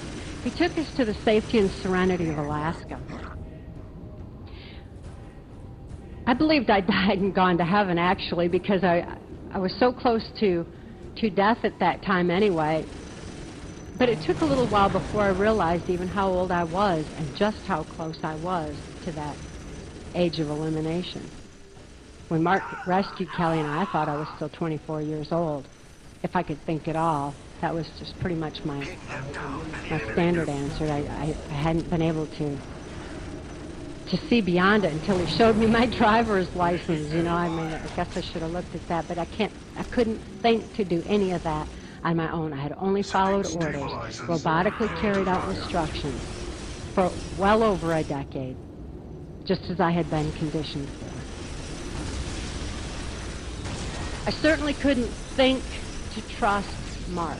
There's no way. I could only sense that he was someone that I could trust, because just like a blind person would develop better hearing, I developed heightened senses to make up for my lack of ability to think. And people who abuse children oftentimes abuse animals, and everybody I knew was abusive to animals. I love animals. They're so precious, and they're so innocent. I really love animals, but they were abusive to him, which was, again, just an added trauma base to everything else that was happening. In Mark's case, he had some raccoons that he'd rescued. They loved him. I'd see him hugging him, and I could sense that if the animals could sense he was worthy of trust, it's as though I could sense that as well, and it would be okay. When he rescued Kelly and I, he even rescued the farm animals off the farm that Alex Houston had in Goodlettsville, Tennessee, and took the dogs and the cows and the guineas and chickens and the horses. We just took all the animals out of there as well, because they certainly didn't need to be abused by Alex Houston the way that they were. And Mark had the insight to be able to see what was happening and to stand up and make a profound difference in what he saw. I'm extremely fortunate for that. Kelly and I felt safe for the first time. We felt love for the first time. And memories of the past began flooding our mind screen. We began to remember what we were supposed to forget. In Kelly's case, she had been groomed for espionage from from infancy. She had a program in place that she would go into respiratory failure and die with the secrets before she could think to reveal them. This is a programming method that's very common in intelligence these days. When spies used to have to take the old cyanide pill if they were in a torturous situation and were about to reveal something, that's not necessary anymore. It's automatically they'll either go into respiratory failure or circulatory failure. We look at special forces, and they have, quote, no time to bleed, which is a program that's put in on such a deep level. Because when you have sleep, food, and water deprivation in association with trauma, the mind is receptive to accepting information, which when put in on a hypnotic or a harmonic level goes in very, very deep, reaches so deep into the subconscious that it can actually influence our breathing and our circulatory system. Yes, most beneficent one. if we think about that secret that's been suppressed from us, can you imagine what that's going to do for us medically when we realize we have the capacity within us for that kind of healing? It's very significant. It's going to absolutely revolutionize and evolutionize the whole medical community. I'm real excited at the prospect of what can be done with it. But I'm deeply disturbed over the fact that they had the respiratory failure program in place on my daughter. And as soon as she began to remember, she went into respiratory failure. When she went into respiratory failure, she was put in an intensive care unit at Humana Hospital in Anchorage, Alaska, where she would not respond to any conventional medical treatment. But she began to respond to psychological and psychiatric intervention of a psychiatrist who first diagnosed her with multiple personality disorder, as it was still called back then, with active mind control programming. Not everybody's asleep as to the reality of mind control. And my daughter was fortunate that at least someone could see and recognize what was happening to her. I was still completely dissociative of the past. I still didn't know what we were running from, who it was that was firing at us, what was happening and why. I didn't know. I only knew that it was something I better remember real fast for my daughter's sake, as well as our own safety and our own survival. Of course, those memories are in our book, Transformation of America. Kelly, unfortunately, through a series of very criminal events, ended up in the custody of the state of Tennessee, which was a primary abuse-based force during the Reagan-Bush administration. And she was put into that system that's eroded our justice system so horrible for so long. And the judge presiding over her case was approached by the district attorney, who was very much concerned for Kelly and I.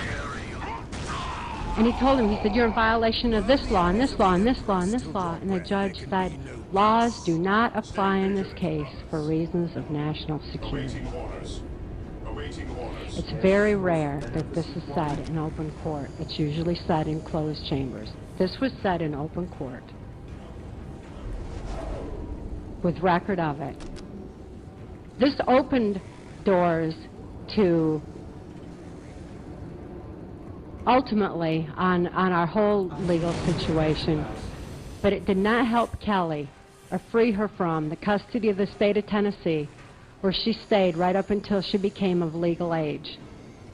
As fast as she became of legal age, she went into a safe environment that was kind of just a little holding center where we were going to be able to make a profound difference for her, because when she's with me, just my presence triggers memories of the past and what she had been through, the highly influential perpetrators that she's been exposed to, which include George Bush, with proof and evidence, and she's not the only one, and the evidence is overwhelming. Yes, most beneficent one, I shall obey. And her exposure to George Bush Jr., who at the time of our victimization was learning the ropes and following in Daddy's footsteps and making sure that certain things were in place, not by his own free thought or his own creativity on making sure things were right, but rather by following orders robotically and doing exactly as he was told, which I'm sure he's still doing today. But the fact of the matter remains, my daughter Kelly was exposed to him. So as fast as Kelly had that little peek at freedom, that little peek at being able to maybe hope for a future, George Bush went into office, Jr., supposedly. And it's had a very, very adverse effect on Kelly, and she's not been herself since. And I'm deeply concerned for her welfare, and hope that people will wake up and we can make enough of a difference, not only for her, but for so many others that are in the same kind of position, under the control of these criminals who continue to run our country right into the New World Order controls.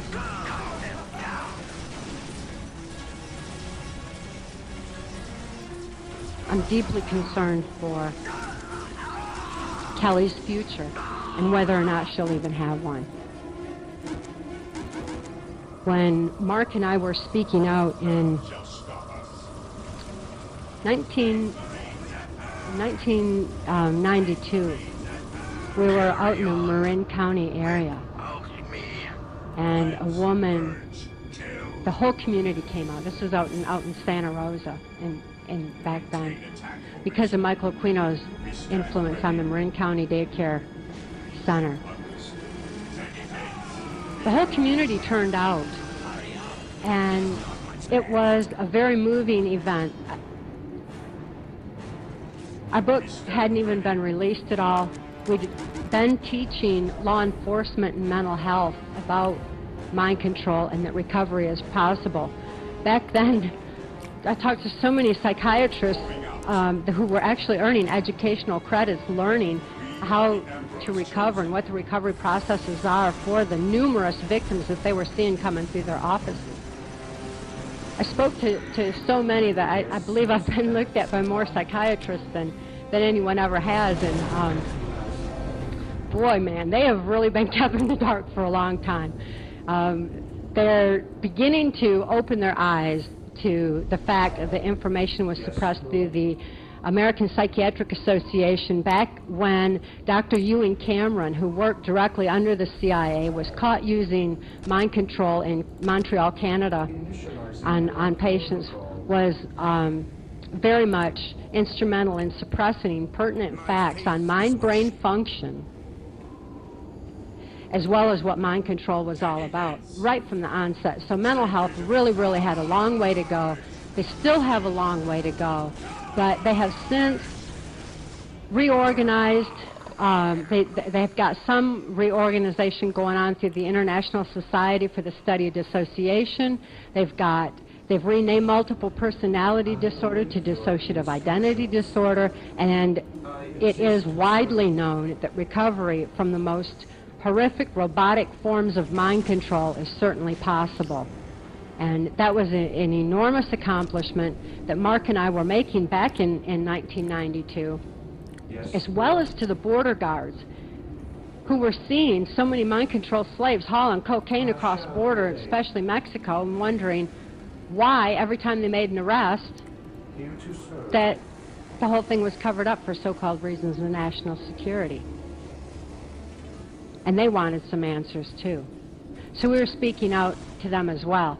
That was just about all we had done back at that point in time when we ended up in Marin County, speaking to the whole community of people who had turned out to hear what we had to say and to know that hope was a very, very real possibility. Recovery was certainly probable. And there was a woman, I'll never forget, who came up to me out of the crowd. She had 3 children that were being used in mind control. She had lost 3 children through a corrupt court system because of Lieutenant Colonel Michael Aquino's involvement, the fact that national security was slapped on the whole thing. The Satanism was very much a part of it. And this woman was in her last days of dying from cancer. She had no hair, and she came up and cried, and she said, "I can die in peace now, because people will know, and it will help my children." That's a long time ago that woman had that kind of hope, and shared my hope for my own daughter, that people would wake up in time. Well, it certainly is time that people wake up. We need to realize not only that aspect, but one other part as well. We hear so much about the aliens and all that are happening, alien mind control and everything else. It's very much used as a trauma base for mind control to render people totally helpless, to feel like they can't make a difference. Realize that mind control extends into this area. realize that the small handful of criminals in control of our country and our information and our technology have kept it suppressed for so long that when it does come out, it does look alien to all of us. It's the most strong consideration that I would encourage each and every one of you to realize there is no boxed information. There is no easy answer. There is no absolute on any of it. And I'm not saying the aliens don't exist, because it's not that simple. My experience with George Bush included him doing the lizard projection thing, which at that time he actually used a harmonic generator to do it. But why did he choose that theme? Why did he have to do? Are they losing their ability? Did they ever have an ability? But are they losing their ability to be able to transform because they're in this physical plane? What is the difference on that? I have a lot of questions. The criminals that I was exposed to talked about aliens and the alien technologies and aspects of it quite frequently, most often in terms of interdimensional aspects and time travel. Oftentimes referring to aliens more as us in the future, technology being from our own future. I don't think that's all of the answer either. Again, it doesn't fit in a box, folks. We got to expand our minds. Just like I had to expand out of those little compartments in my brain, we all need to expand our thought. I only had it in those little compartments, my own experience, and that's all I could see while I was under program or carrying out from that little tiny area. It was a narrow, narrow vision. And I see so many people operating through that same narrow vision today, based on what they were told on TV or what they've been educated in school. When in fact, so much pertinent information has been suppressed that we need to begin to look beyond what we think we know. Are there lizards? I don't know. It wasn't my experience. But I'm certainly not going to say I know it all. But I am going to tell you that these criminals oftentimes talked about the transdimensional aspects and the time travel part, and it's something that I think we need to look at and consider, as well as the other possibilities that are out there. They know that if we don't have the answers, we're afraid. And if we're afraid, we're more easily controlled. We have nothing to be afraid of. There's no fear involved in this whatsoever. There's nothing new under the sun. Awaiting orders. Maintain attack formation. Awaiting orders. With all that you think you know, and all that I've talked about today, this is just one more piece of a whole overall puzzle of a much bigger picture and a much bigger effort that's happening in our world. But it is our world, and we do have the ability to affect it.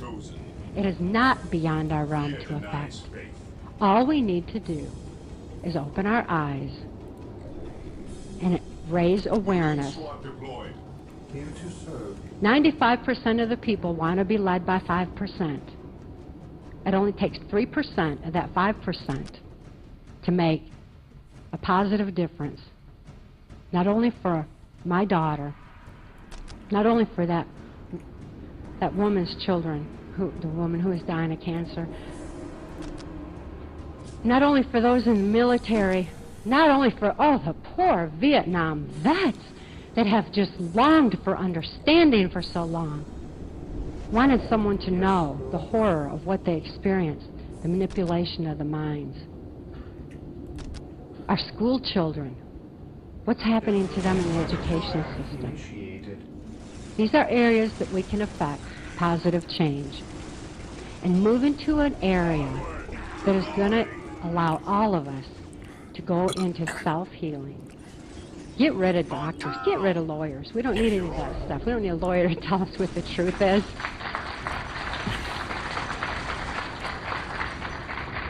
The best lawyers are those who know how to manipulate the minds of the people. So we need to be aware of mind control, how it's affecting society and all of us, and begin to take back control of our world and control of our lives. Spread the word. Thank you very much.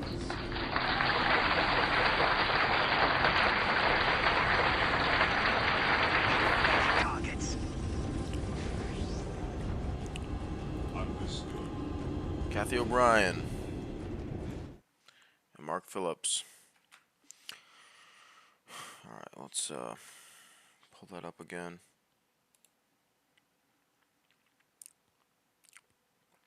Put on something else while we're trying to finish this battle here.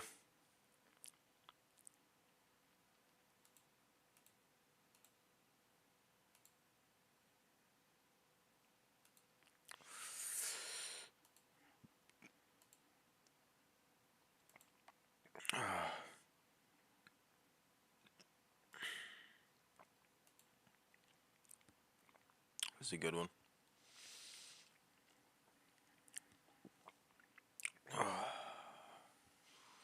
Let's put on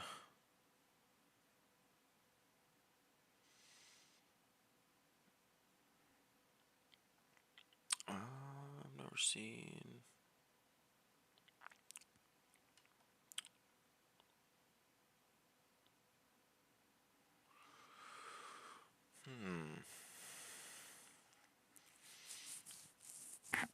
let's see.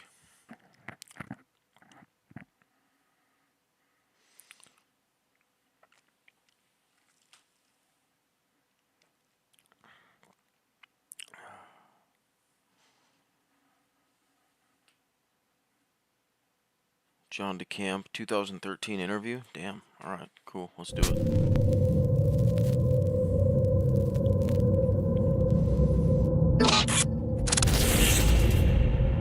Taking damage. Let's bring these boys up.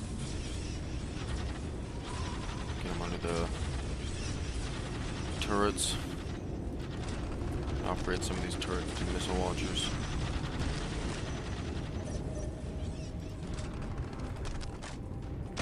I, of course, grew up in Nebraska, and Boys Town was as famous as anything in the whole world at that time, particularly for Nebraska.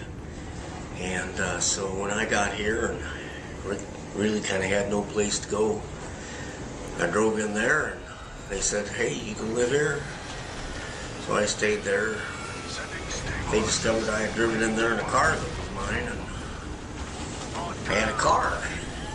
They said, you can't have a car in Boys Town. You're just one of the kids here. I think I was, what, maybe 16 or 17 by then. And I says, well, okay. So what do you want me to do? They said, you can't keep the car, or you have to leave. So I thought about it overnight. Next morning, I kind of disappeared. Went on down the road and hitchhiked to New York. So you did get rid of your car, though? I sold it in New York or traded it or something. And then you went, you said to Persia? Or to Iran. Persia. What used to be Persia. Well, yeah, it's still, they call it Persia. And you basically didn't have a high school education at all? No, I didn't finish high school, technically. Yes. Even though I would have graduated, I think I was supposed to schedule to be valedictorian, but not if you don't go to school and leave in the middle of your junior or whatever year. And I take it you mentioned at one point or another that you had some sexual experience with the Crozier fathers. Was that from a priest or? No, it was, I shouldn't even talk about this. Well, but it was, since you're so heavily involved in the recording of what I had been living there 7 days a week, 365 days a year. I didn't have a place like the other kids did to go, see? So I stayed there over the summer right at the monastery when the other students went home, you understand? Yes. And this one time for Christmas, one of the kids invited me to come to his house. So they gave me permission to go, and I said, fine. And we take a bus down there. He lives somewhere around Minneapolis. And on the bus sitting next to me was this pretty little package that we know as females today. And she asked me how much I ever knew about girls. And I said, well, not too much. And to make a long story kind of fast and short, our discussion went on, and And then she asked me if I even knew how they were made different than us. And I said, well, I've read, you know, kind of like a cow, they have a slit. And she laughed. She said, you really don't know much, do you? She says, you ever felt one of them? I said, no, good God, no. And then she kind of quietly took my hand and she put a coat. It was Christmas time, you know, in Minnesota. We were driving on the bus. She just kind of puts a coat over her laptop, or her lap, takes my hand and slides it into this new world I hadn't really ever seen or experienced before. And she says, now tickle. So I did, and I kind of enjoyed it, and she enjoyed it even more. Anyway, so then when I got back, I went to confession right away to confess my terrible sin, and the next thing I know, they had told me I had to leave the monastery. Because of that? Yes. When, in fact... And I couldn't be given even forgiveness at the time. Yeah, and in Boys Town... So I went back for the first time about 6 months ago, 52 years, or I don't know how many, 62 had been since I'd been there. Oh, yeah, strange. What is ironic about that I bore a is finger banged a the girl and Catholic got Church freaking is kicked the out. thing most involved, that everyone knows about sexual abuse of children. A lot of it has come from there. In fact, the first major lawsuit, the first lawsuit of any kind against the church and against, well, in this case, one of the principal, most significant ones in the whole Franklin thing, was a man named Larry King, who went to prison for, I don't know, a dozen years or so as a result of my work on that case. But anyway, back then, in the lawsuit I had against him, which I also named the priests who were involved, they dismissed out the priests. I later found that was a judge who was very strong in his beliefs of the priests always being good and innocent. And so anyway, and I won $1,200,000 judgment against Larry King, but they dismissed the priests out because they said this man who was the judge, a federal judge, said this just can't be, the church can't be held liable in something like this. So they dismissed the church out. But since that day, as you well know, much more has come out, but that was the first case where the church was actually sued, and I think I told you about why I did it, because I called and got an appointment at the Vatican, with an appointment with the Pope at the time. So I go to the Vatican, discover what a papal audience really is. It means you're with a crowd of people and you get a blessing and get a little speech from the Pope, and then you're assigned to go see a cardinal or a bishop or somebody who deals with your particular issue. And it was this cardinal at the time that was the one that said, the church knows about the problem, but the North American church will not listen to Rome. They will not listen to the Vatican. We know about the problem. We've tried to correct it. The North American church, kept referring to it as the North American church, keeps. Anyway, and I says, okay. And so I went back, and that's when I filed the lawsuit and named the priests and so on. And the diocese, and they let them off. They dismissed it. And then years later, I don't know what was it here, a few years ago, years later after I had made this trip to the Vatican and got told by the Cardinal that I should do this, I'm watching as they're having, you know, the Pope died or they had to replace it 4 or 5, 6 years ago, whatever it was. And I'm watching, and this Cardinal, who I had been sent to see when I was in Rome at my appointment with the Vatican, you know, and here it is, this identical Cardinal who's now walking out, and the white smoke is going, and he's the new Pope. Ratzinger, I think was his name, wasn't it? Well, isn't he the Pope now? Yes, he's the Pope now. So I sent him this letter a couple years ago and reminded him of all this, our original meeting, and him being the one that instructed me to do this, and I did what he had told me. I'll give you a copy of that letter I sent. Yes, please do. You'll be surprised because it is 100% something I remember well because it was just a little while ago, and it's 100% absolutely truthful in every way, shape, and form. You'll like it. So, hold on, I'll call Terry and tell her to get a copy. Wait, I've got a copy here. I'll just print off. Okay, well, this you're doing really excellent. Let's keep. You'll like the letter. It'll surprise you. And the thing is that what seems to be the problem is it isn't the Catholic Church problem. I've just picked up newspapers time and time again. I was in Wisconsin when they indicted one of the bishops of the Episcopalian Church who'd been over in England, and as soon as he got back he was indicted because they'd literally turned one of the seminaries into a pedophile situation.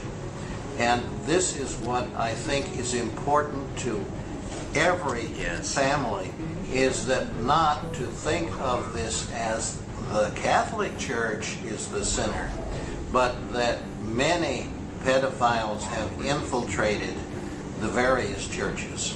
Yes. And as I recall to you, one lady who was working with a little girl said, in my church the cross is upright during the day and upside down at night. Yeah. And I actually heard from somebody in the Iowa City area that they had actually gone into one of the major churches in the downtown in the middle of the night and performed satanic ceremonies. And Ted Gunderson, whom we both knew, did give me a letter from the Son of Sam. And the Son of Sam said, look to the military bases and the universities if you wanted to see where the Satanists are. He said, you'll find them in both places. And certainly you and I both know Michael Aquino, and in the case of Johnny Gosh supposedly came to Noreen, and you were the one that got Noreen to admit she had seen her son again.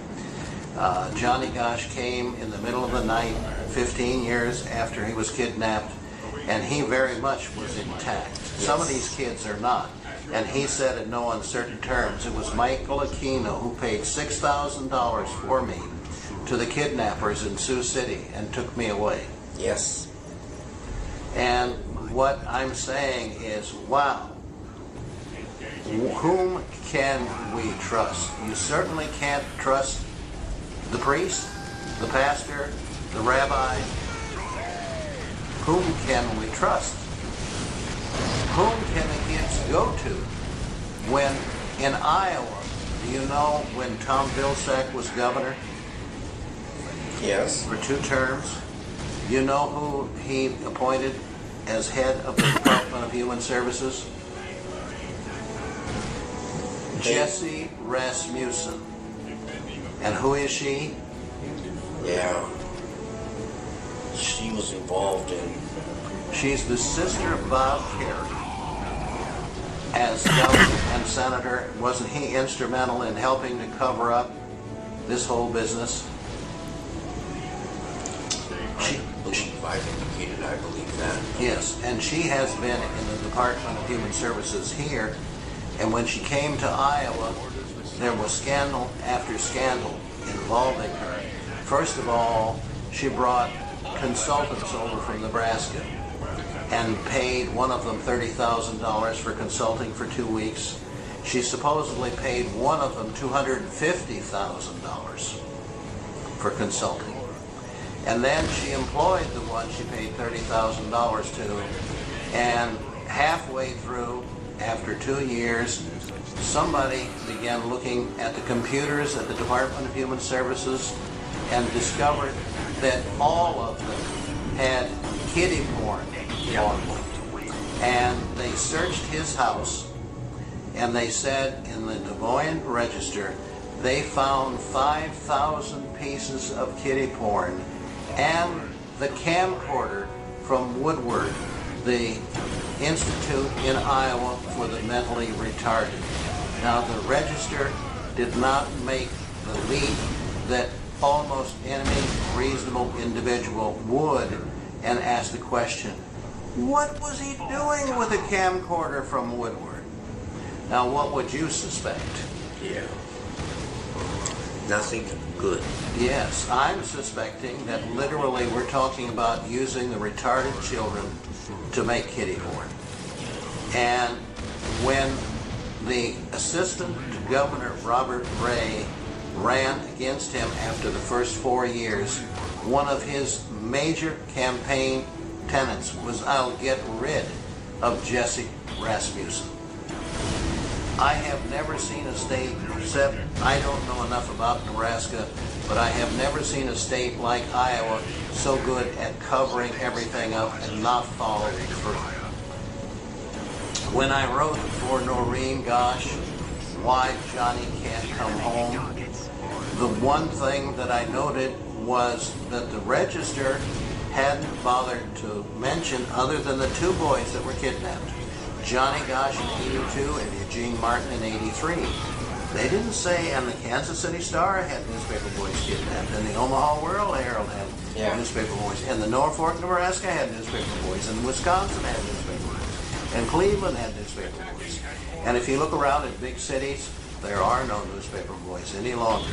It's almost all adults making the deliveries on all of these routes everywhere. You're right. And it's because I never thought about that. It's because the word got around to the parents, even if it didn't register with the media itself, that it wasn't no longer safe. I was a newspaper boy.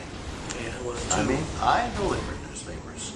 And that's the whole point today. Who's safe? Would you leave your little 4-year-old in your front yard today to play by herself?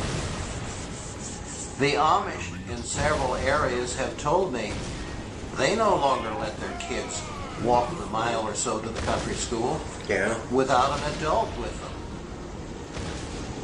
So all of a sudden, well, over a span of years, when I was a kid, I never had any problems. I delivered newspaper all over the place. I get on my bicycle and ride for 10 miles out the country, and nothing would happen. And today, you have to be afraid that something's going to happen to your kid if you don't keep an eye on them. You got to take your child to church, to take part in church activities. You need to monitor to make sure that nothing untoward happens to that child during that time. Because we have had so many, and I have simply, as a newspaper person, been made super conscious of this. And I gave you an article about the breaking of all these pedophile things all the way right over to the Kansas City area. I mean, it's all the way across the United States, over in Europe as well. But at the same time, over in the corner on that Sunday paper 2 Sundays ago, was an article about a pastor waiting for sentencing. He'd already been convicted of molesting a child. And so I can't pick up a paper.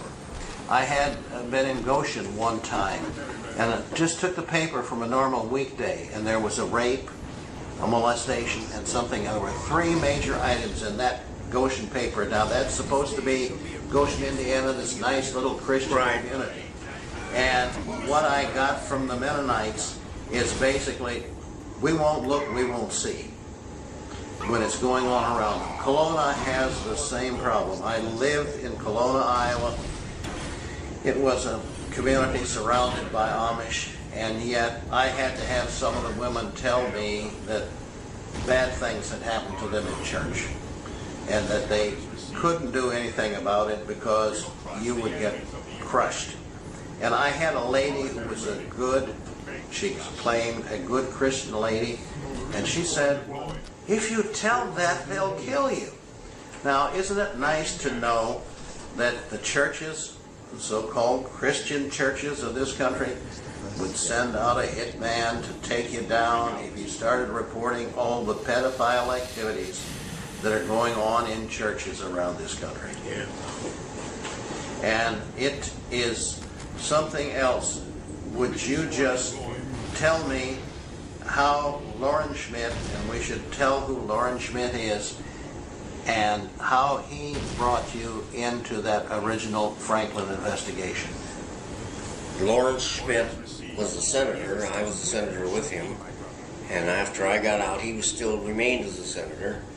And we were close friends and had done a lot of things, particularly on behalf of agriculture. We worked together.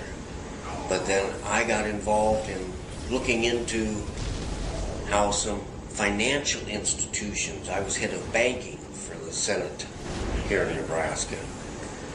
Banking, commerce, and insurance officially, but banking primarily, head of banking. And in the banking industry, about the time all this started, right when I was leaving the Senate, you know, that was when they started having these bank failures. And one after another, they started showing up as, hey, somebody on the inside here was stealing from the bank or something, or there was something strange going on here. So I started these investigations, and then he continued it since I left the Senate, and he continued on carrying on, helping on those, and it just led to these other places. And when I found that some of these things I was being told before were, I had made a public statement and published in all the papers that this all has to be nonsense and unbelievable. If I really believed it, I stupidly said this, if I really believed any of it, I'd be the first one to step forward and lead the cause to investigate and punish the wrongdoers. And you're talking about the child things. The child things, but the child things also involved, magically enough, some of the financial institutions and some of the people involved there. Larry King being a classic example. He had a financial institution that went belly up eventually. And so I got my bluff called, and so when I got my bluff called by some of the children who sent a letter then saying, oh, you don't believe us, huh? Well, we could prove it to you if you just come check some stuff or talk to us, but we're locked up, you know, so I did. And the things that they offered as proof, one of them a pile of buried, what would you call them? Diaries? Diaries, yeah, they were the kid's diaries made from the time he was 5 years old. His grandpa had taught him and instructed him how to keep a diary. Well, he had 8 or 10 years of diaries hidden in the window well. You got like 5 of these fucking tanks. And he called my bluff, and one of the girls that was involved, being banged and screwed, and had a baby with the police chief. So one thing led to another, and I said, okay. And that was Wadman. Wadman, yeah. Which you identified in the book. There's like 6 of them. Fact, 7 tanks. Did I tell you about this last lawsuit? And they threw it out of court. The last one, huh? Didn't they throw it out of court? Well, not only did we have a full trial, I had to go out to Ogden, Utah, Mormon Central, if you want to call it, where the Mormon University is located. He was now a professor instructing in law at Mormon University. So he sues me out there in Ogden, Utah. And I had to take witnesses from all over the United States out there and have an actual trial. And I can still remember that the judge had given that decision. Starts out saying, well, I know Mr. Wadman well. He's one of the finest men I've ever known. I thought, oh boy, I'm doomed. And then he said, but I have no choice in my duties as a judge, following the Constitution of the United States, but to rule in favor of the senator from Nebraska. Oh God, this is unreal. So then he appealed that one to the Supreme Court of Utah, you know, and he appealed the decision of the trial that happened so quick that I didn't even have a chance to even go back there. The Supreme Court just threw it out and ruled in my favor. So life goes on, and it's strange. Yes, and the interesting thing is that after all that your book represented, and let's just talk briefly about that, because I said I was doing a program, a radio show in I think we're done.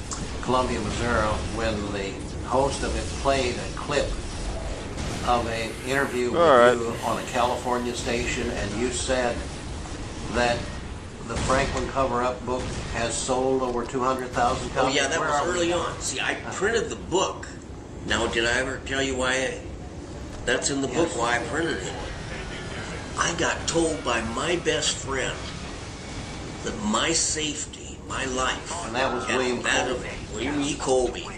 See, he was the one I was assigned to when I got to Vietnam as a soldier, captain over there. I was made a captain the day I arrived because I had stupidly volunteered for all these special schools, jungle, airborne, ranger, Vietnamese language, and the Tet Offensive had broken out. The war was going hot and heavy when I arrived there then after being called by my Uncle Sammy saying, "You have to go, boy."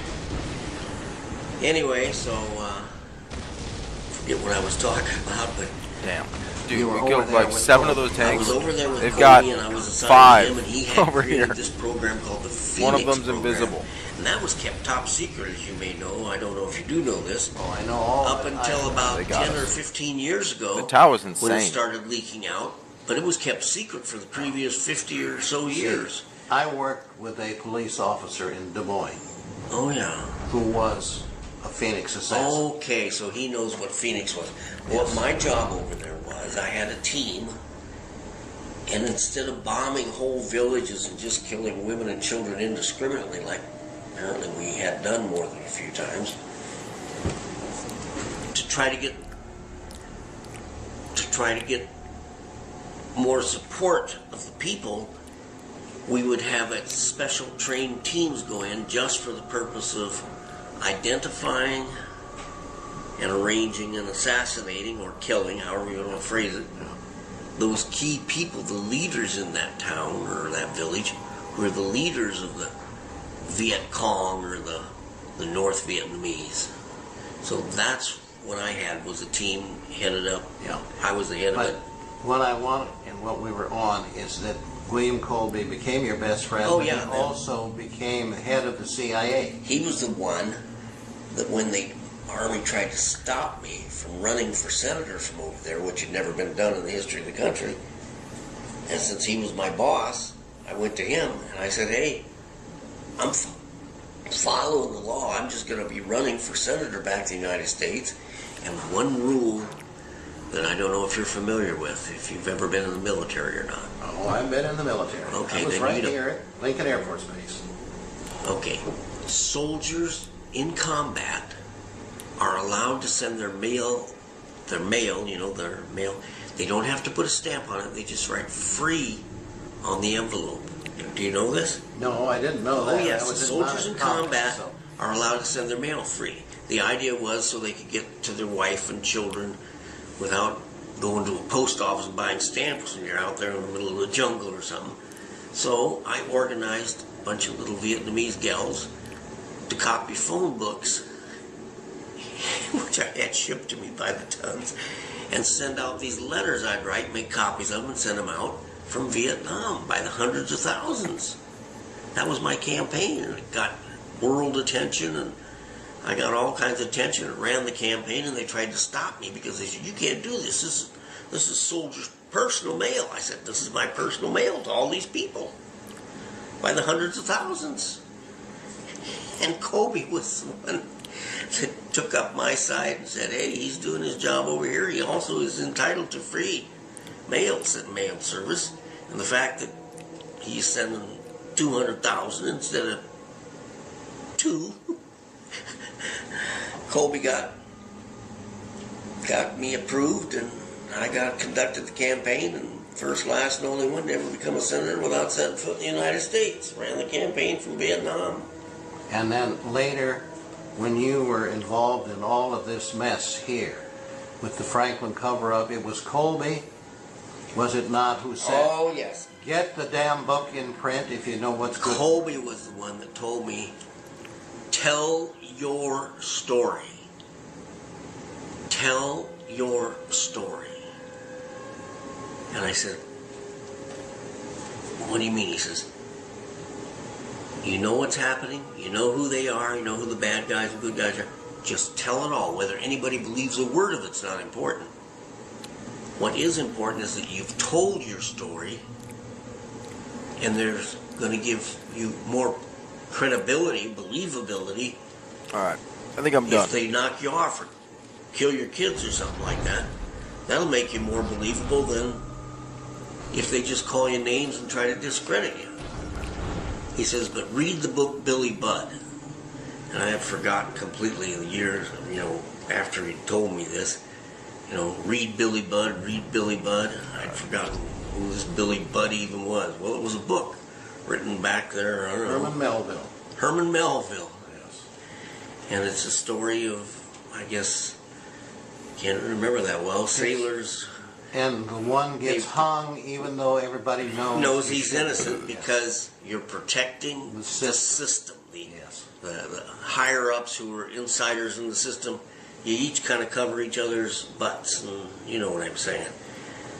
A protects B, B protects C, and yes, it's terrible if you have to do it, but every once in a while you have to sacrifice some stupid, innocent private or whatever over here or there. It's like war, where they say they are expendable. They are expendable. So anyway, I finally remembered he said that one day when I saw the movie, and so I kept getting deeper and told my story and found out how horrible it really was. And as I said, that book was mentioned. Do you know how many you sold to date? My book? Yeah, you had said over 200,000. Oh yeah, it's. I'm going to say it has to be around 500,000 because we still get some, even though it's sold on Amazon, whatever that is now. It's sold there, and we get some money from there every once in a while. But it's funny, I never spent a penny advertising or promoting or anything. I just wrote it as, like Colby told me. Yes. That's your defense. Just tell your story. Tell it like it is. Blow it out all straight. So if you have to prove it, you can prove it. And so I wrote the book, and it's had the gall to sue you, even though the young lady, and are we not mentioning her name because that's dangerous? Which one? Alicia. Oh. I think she doesn't want her name mentioned, but I don't know. Okay, well, the thing was, I was planning on giving her credit in the book as you call her direct. I'll give you her number. One of the two who actually stuck up for their belief system and wouldn't recant. Nope, she didn't. She stood through thick and thin and went to prison. That's right, and I have to admire some of these people. I had one of my lawyers come back to me when I was suing the Sutherland Printing Company for pirating my work, and he said, John, unless you drop this lawsuit right now, you're going to go to jail. Yeah. And I said, like, hell I am. And he couldn't meet my eye, and he had made some kind of deal with C.M. Manley, the city attorney of Grinnell, and Jim Arns, the chief of police there, later said, that man is the main judge buyer for this state. If you want to get anything done, you want a judge to rule your way, you hire him, and he offers money, drugs, sex, even sex with little kids. And I didn't have a connection when I heard that. But it was later, by 1990, I was printing a newspaper. That newspaper circulated over here. That is how I got the EIR information and went to Senator Loren Schmidt and read him from that and said, is this true? And I actually went to, what is the organization that is supposed to look into violation of human rights around the world? Oh. I know who you mean, I can't. Well, I actually had But to... in my old age, I can't remember Yeah, the name. I had to call London. Yes. And they said, we can't investigate violation of human rights in the United States because the U.S. government won't allow us to do so. And I had that on tape, and I found that, but it's gotten lost again. I actually was sitting there on the phone with the camera running while I was talking to this lady on the phone from London. And as I said, I have gone everywhere and talked to everybody. I have given Alex Jones stuff, but what happens is you just email and you don't know them. Right. Nothing ever comes back. Yeah, I know. Coast to Coast, George Norrie, and before him, the other one. What I'm trying to do is make this about 1 hour, and then that's all this thing will record, and so far we're doing fine. And I just want to work this up through this. You're saying now that you could have sold as many as 500,000 of that? Oh, I'm sure. And because remember, I just printed them by the tens of thousands here locally. Yes. And then it just, people write and call, and then I finally... The only thing that I objected to in the cover of the book was when you said all of this in Nebraska, when in actuality, if you go into the book, okay, it ties into Chicago. And see, I took that to Mike Ryko, and I'll go back and change it. They went and they have created newspapers where you can't get in unless somebody will vouch for you. Yeah. And I could get no one from Mike Ryko's office to allow me to come up. I knew John Van, who was the science reporter for the Chicago Tribune. He would not let me come up. I finally told the whole story to one of the guards, and they said, we'll take these books and we'll make sure that they're delivered to Mike Ryko's desk. And later I got one of his assistants, and she said, oh, we've looked at the book and it doesn't have anything to do with Chicago. It's all about what's going on in Nebraska. And I knew they hadn't read the book. Okay. I knew they hadn't read the book. When I probably wrote it, yeah. My first edition and everything, you got the first edition, don't you? Yes. We'll get the second edition. Well, I have. Do I say it in there? Because I copied. No, it's just that the cover.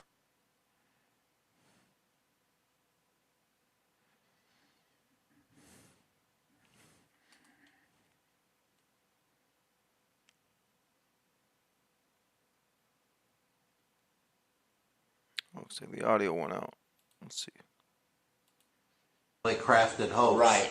So that immediately you got the impression that this was a conspiracy to cover up things. Right. And what I hope is that I can find, I have a copy somewhere. And I didn't know Ted wrote the whole thing because he supposedly had the introduction to it. But apparently I've heard that he wrote all of it. And he was involved with the Linda Wiegand thing, and the thing that's on the internet is he saying this was the most corrupt court system he had ever seen. Yes. Because he personally told me, get the hell out of Connecticut, John. And I was only there a little while to assist with what I could. And he went to every member of the legislature of the Connecticut House and Senate and handed out the information, and nobody did. A book when they come in here, and if I autograph a book for somebody, I'll give them a copy of that. Okay. Conspiracy of Silence. So I did notice that it has, I keep telling them to go to your website because I trust that most, because I've already seen ones where they doctor things. And the so-called series that I told you about, Faces of Death. Yes. When you go online and try to look those documentaries up, they don't exist anymore. Faces of Death is a Hollywood movie. And that's the only thing listed there. And I'm saying, as you have said, when I tried to get the Columbia Library to buy copies of your book, And they went through normal library channels, and they came back to me and said, John, the book's out of print. See, I had that experience myself. I went, when I started getting these letters from all over and calls about, and all people would hear was the book's out of print. And I couldn't believe it, and that's why let me just do this real quick. Go ahead. Hello? Yes. Okay, do you know where your daddy is?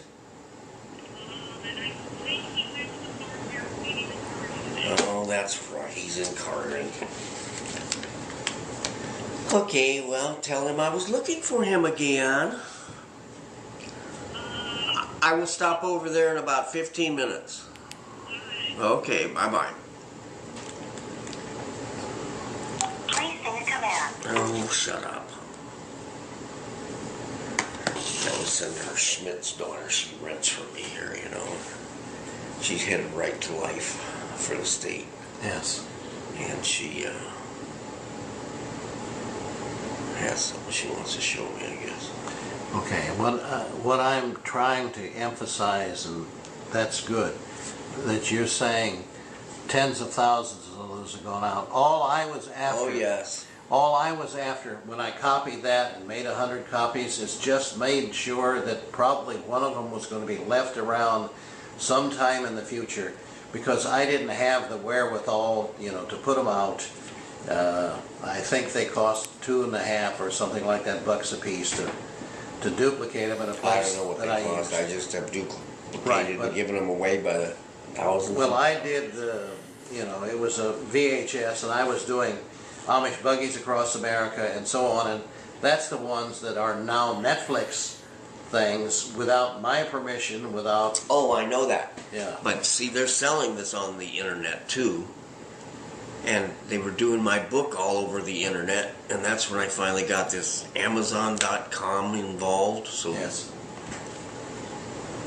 But they said it was out of print, and on and on and on. Yes, and I, you know, that's when I called you, and I got the library there. The Boone County Library has been very cooperative, and this is one of our major problems. We have, what I say today in America, we have 5 branches of government. The media and the clergy are part of the Yes. 501c3 corporate I've system. never heard that phrase before, but it just instantly makes more sense than just about anything else. You know that? And It's a separate branch of government. And the other thing is that it's already, I was talking about this 20 years ago, it's being talked about now on the net. There are other people. Is a 501c3 church really Christian? And this question is being asked because in Sioux City, one of the pastors tried to get up and speak about the corruption in the area. And what happened to him? The IRS came out to his doorstep and said, do you know, if you keep on like that, you're going to lose your 501c3 tax-free status. Now, I want to give you the Constitution of the United States, the First Amendment. Congress shall make no laws governing the practice of the freedom of religion. And what does the 501c3 do if it tells the pastor of a church, if you speak out morally, if you actually believe in the 10 Commandments, if you actually believe in the Bible, and you speak out morally, you're getting involved with the government, and we can take your tax status away. And what I have found is what I am calling the hole in the bucket, and that's about libraries. I had a major fire in 2003 and lost all of my books that I had collected. Your book, a lot of other things, Kathy O'Brien's Transformation of America, and I went to the Boone County Library a year later, and I'd say 75% of the books that I'd lost in that fire were there. But now it comes to the hole in the bucket. This is a Harry Belafonte song, and it came to me, where he's complaining. The woman says, go and get some water, and he says, I can't get any water, there's a hole in the bucket. And, well, repair the hole. No, I can't repair the hole, I don't have any tools to repair it. And this is what's happening in libraries. You have an extremely important book, and one of them was the $3 trillion war, written about how much the war in Iraq was going to cost us in the end to take care of all the soldiers who are now without limbs, without eyes, and so on. And that book was done by a Nobel Prize winning economist. And I got the library to buy it. And 1 year later, I buy it for $1 on the remainder sale, because if the book isn't checked out, the library gets rid of it. And we are turning all the libraries in all the states around this country not into education centers, but into entertainment centers, where you can go in and get the latest video movie, where you can get all kinds of books on tape. And I'm in Gallatin, which is a county seat town in Gallatin, Missouri. And when I went to the library and did a search for CIA, I came up with about 6 fiction books and nothing in the way of nonfiction at all. So what is happening is the authors like Nick Bryant, who write the Franklin Scandal, those books don't go in the library, or if they do and the librarian doesn't stand there and everybody should read this, then pretty soon it's remaindered out and put in the garage sale that they have to raise funds for the nice romance novels and the nice movies and the nice other things. And I had a policeman who compared the United States to Rome. And you have in this country now bread in circuses. You have the universities, Nebraska, Iowa, and so on. Football, all kinds of money for that. Now, I read enough of that recent book you got about State College, Pennsylvania, and that's how I'd like to wind this thing up. Tell me your involvement in State College. I'll tell you that I read enough of that to know it's sickening. They actually had fundraisers with prizes, and the prizes were your own special little boy that you can go to bed with.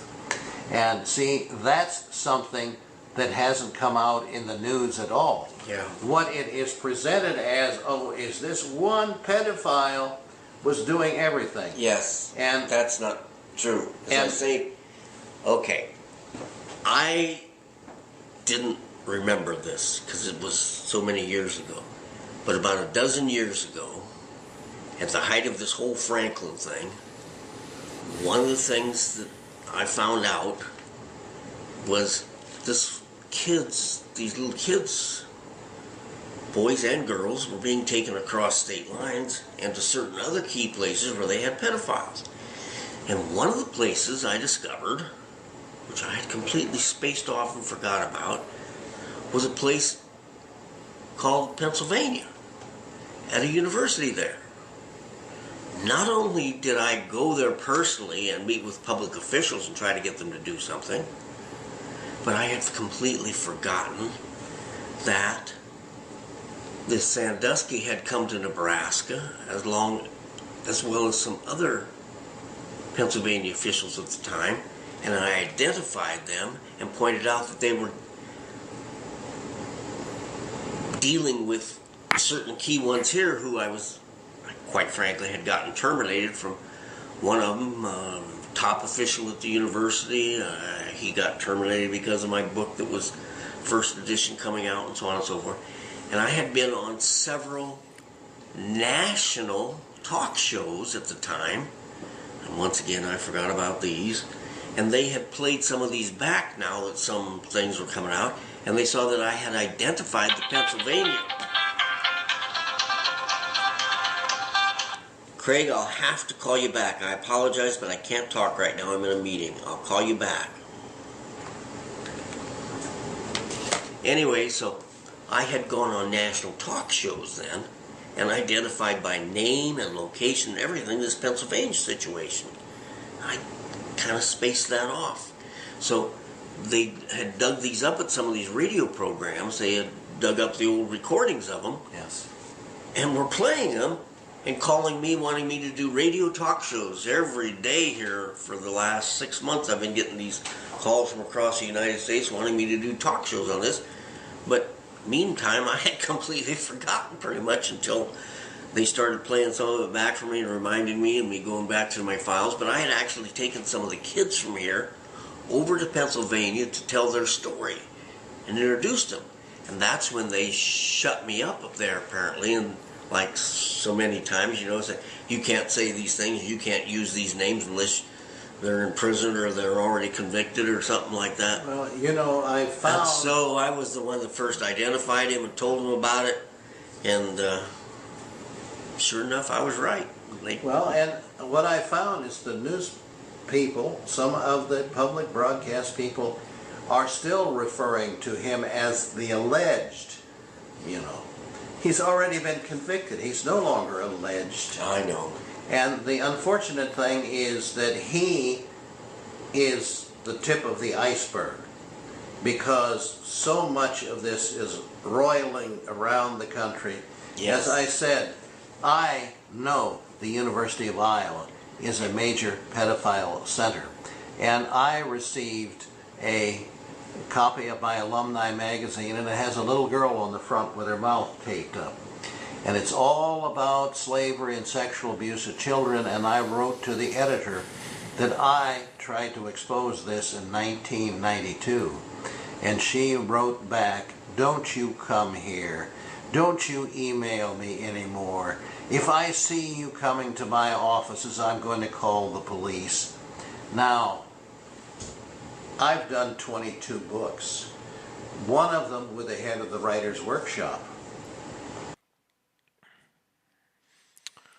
All right. Now I'm gonna go to bed. Now I'm going to bed. We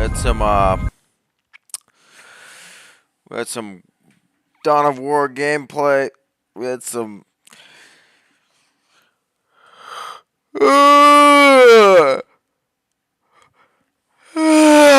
there's a mind control conspiracy. I think I'm going to bed.